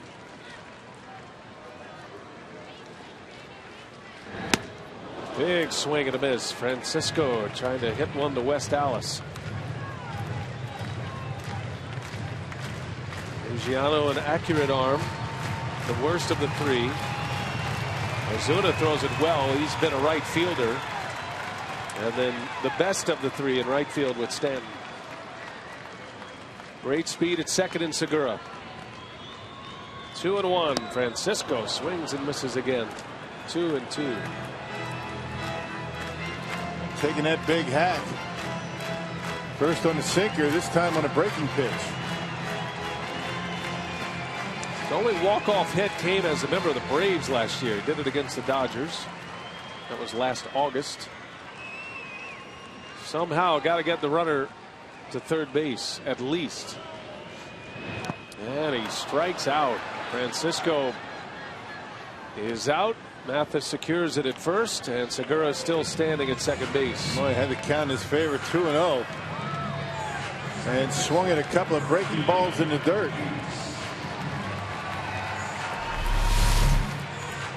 Here it is. The slider grip ends up in the dirt. But Mathis doing a nice job keeping it in front of him. So Webb gets his first out. Oh, Brewers are going the old college try with the rally caps. That's not something you see a lot of in the big leagues. Why not? I'm all in. Anything to play to run. Here's Weeks looking for his first hit. And that one somehow missed him, as if it went through him. I think it went between the legs, or very close to it. You could tell Weeks was waiting on the pain. I'm not sure how it missed him.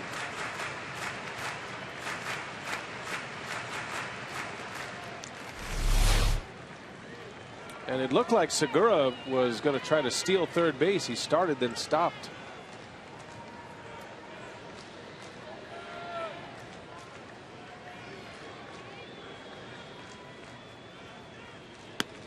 There's a strike.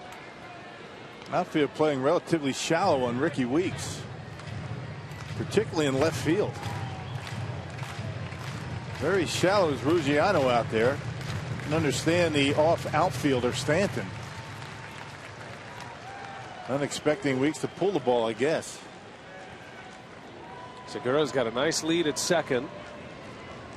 Marlins not really holding him on. And Weeks bounces one. It's going to be played by Polanco. He chases Segura back, and there is out number 2.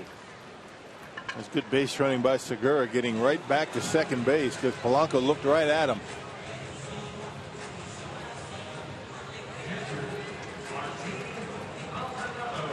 So Segura still at second base. And now 2 outs in the inning, and here is Martin Maldonado.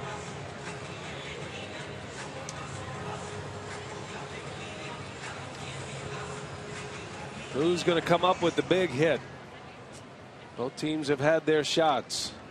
This is the first chance in extra innings for the Brewers with a runner in scoring position.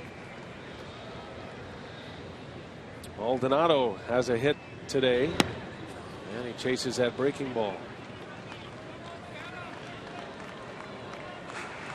Maldonado had an infield hit in the 4th. He's 1 for 4.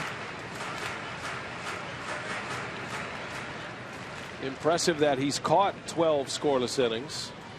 Got to give credit to the backstop in a game like this. He'd love to be the star offensively. 0-2. The bat slipped out of his hand and got a piece of Brian Gorman, I believe.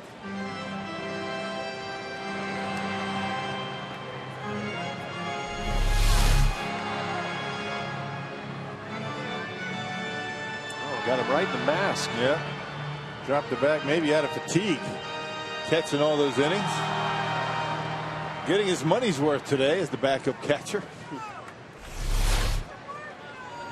Well, he's down in the count 0-2.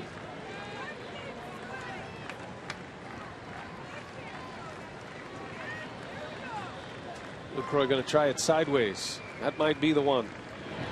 And a called strike 3. Lucky number 13 coming up. Still scoreless.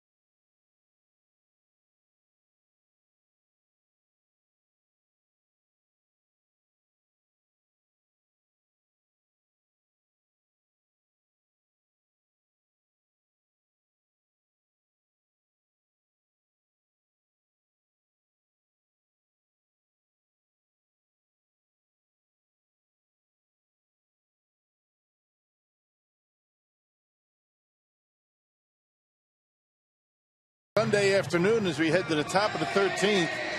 Get ready, fans, for Fox Sports 1, America's new 24-hour sports network. Fox Sports 1 will be your home for great live sports, all the news and highlights you want, and shows and specials that only Fox could bring you. America's new sports network is Fox Sports 1, coming August 17th. I almost got through that one without making a mistake. Hey, it's the 13th inning. America's new sports network is Fox Sports 1. Great. We'll edit that. We'll put it together. It'll be perfect. That's it. I got it. Here's Axford back out for his second inning of work. No score as we head to the 13th inning. Wow. It's a hitting coach's nightmare today. Tino Martinez and Johnny Naron. This crowd started as a crowd of over 30,000. A lot of folks have hung around. You know, wondering when that first run will come. The Marlins continue their long scoreless streak as an offense. They're adding to their record, as is the Brewers pitching staff, each setting franchise records. It's good news for the Brewers, bad news for the Marlins. 36 consecutive scoreless innings as an offense for the Marlins now, and counting.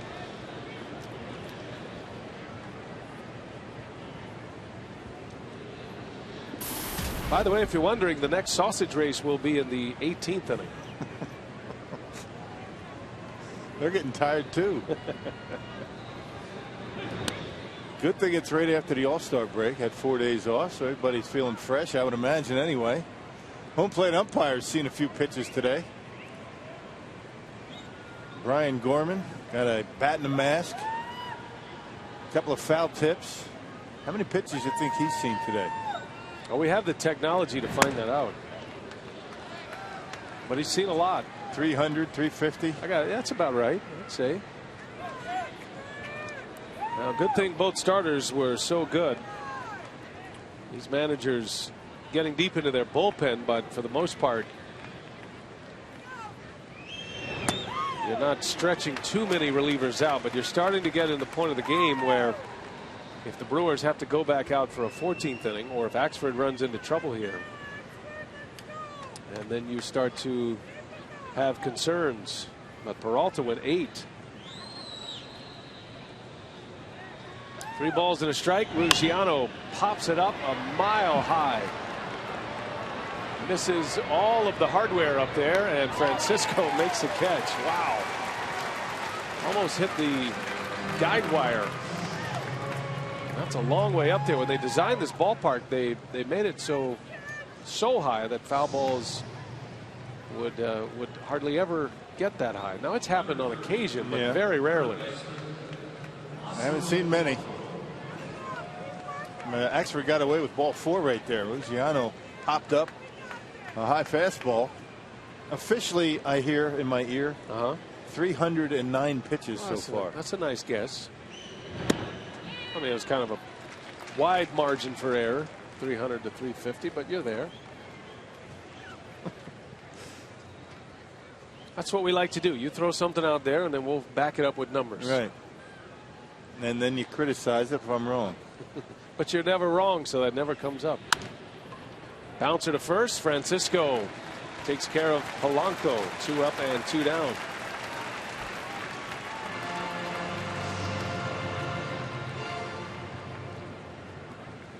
Axford worked a scoreless 12th inning. He's trying to make it 6 in a row retired. And he'll face Jeff Mathis.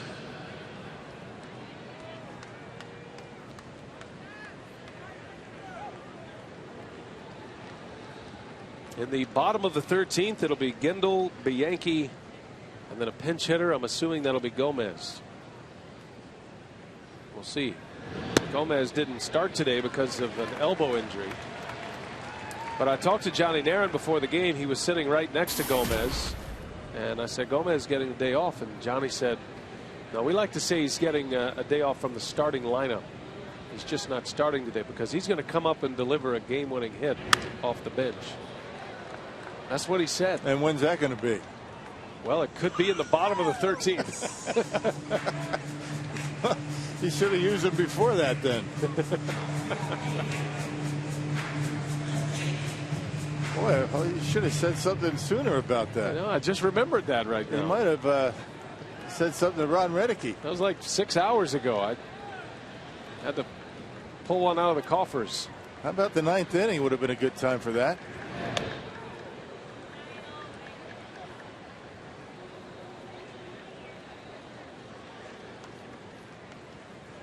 Well, the pitchers have done their part. Peralta, he goes 8. K-Rod, Michael Gonzalez, Jim Henderson. Now Axford trying to give the Brewers 2 scoreless. He's got Mathis down 1 and 2. And a hard hit ball. Segura lays out to his feet and throws him out. Outstanding play, Segura. And here we go, bottom of the 13th inning. Still no score. Beautiful play by Segura. And now let's see if the Brewers can finish off the Fish.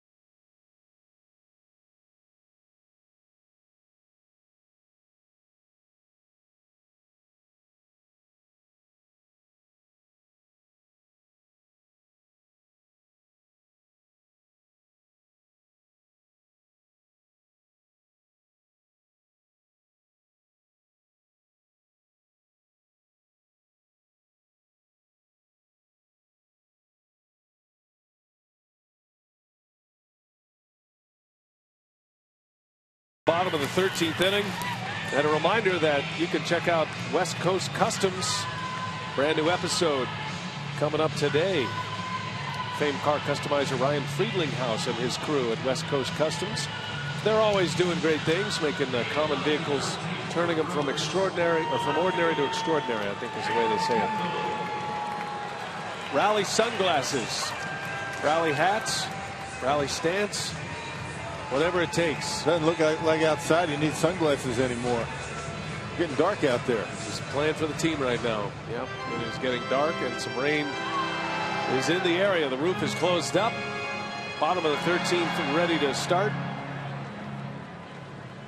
Ryan Webb still out there, and here's Caleb Gendel to lead off. He's hit the ball hard 3 times today, has just 1 hit to show for it. He doubled in the 7th, was stranded at second. Brewers have had just 2 base runners reach scoring position since the 2nd inning, make it the 3rd inning. In the air, left field, that ball's got a chance. Gendel down the line, and it is gone! Caleb Gendel, a walk-off home run! His first career big league homer is a walk-off. And the Brewers have headed for the tunnel for it.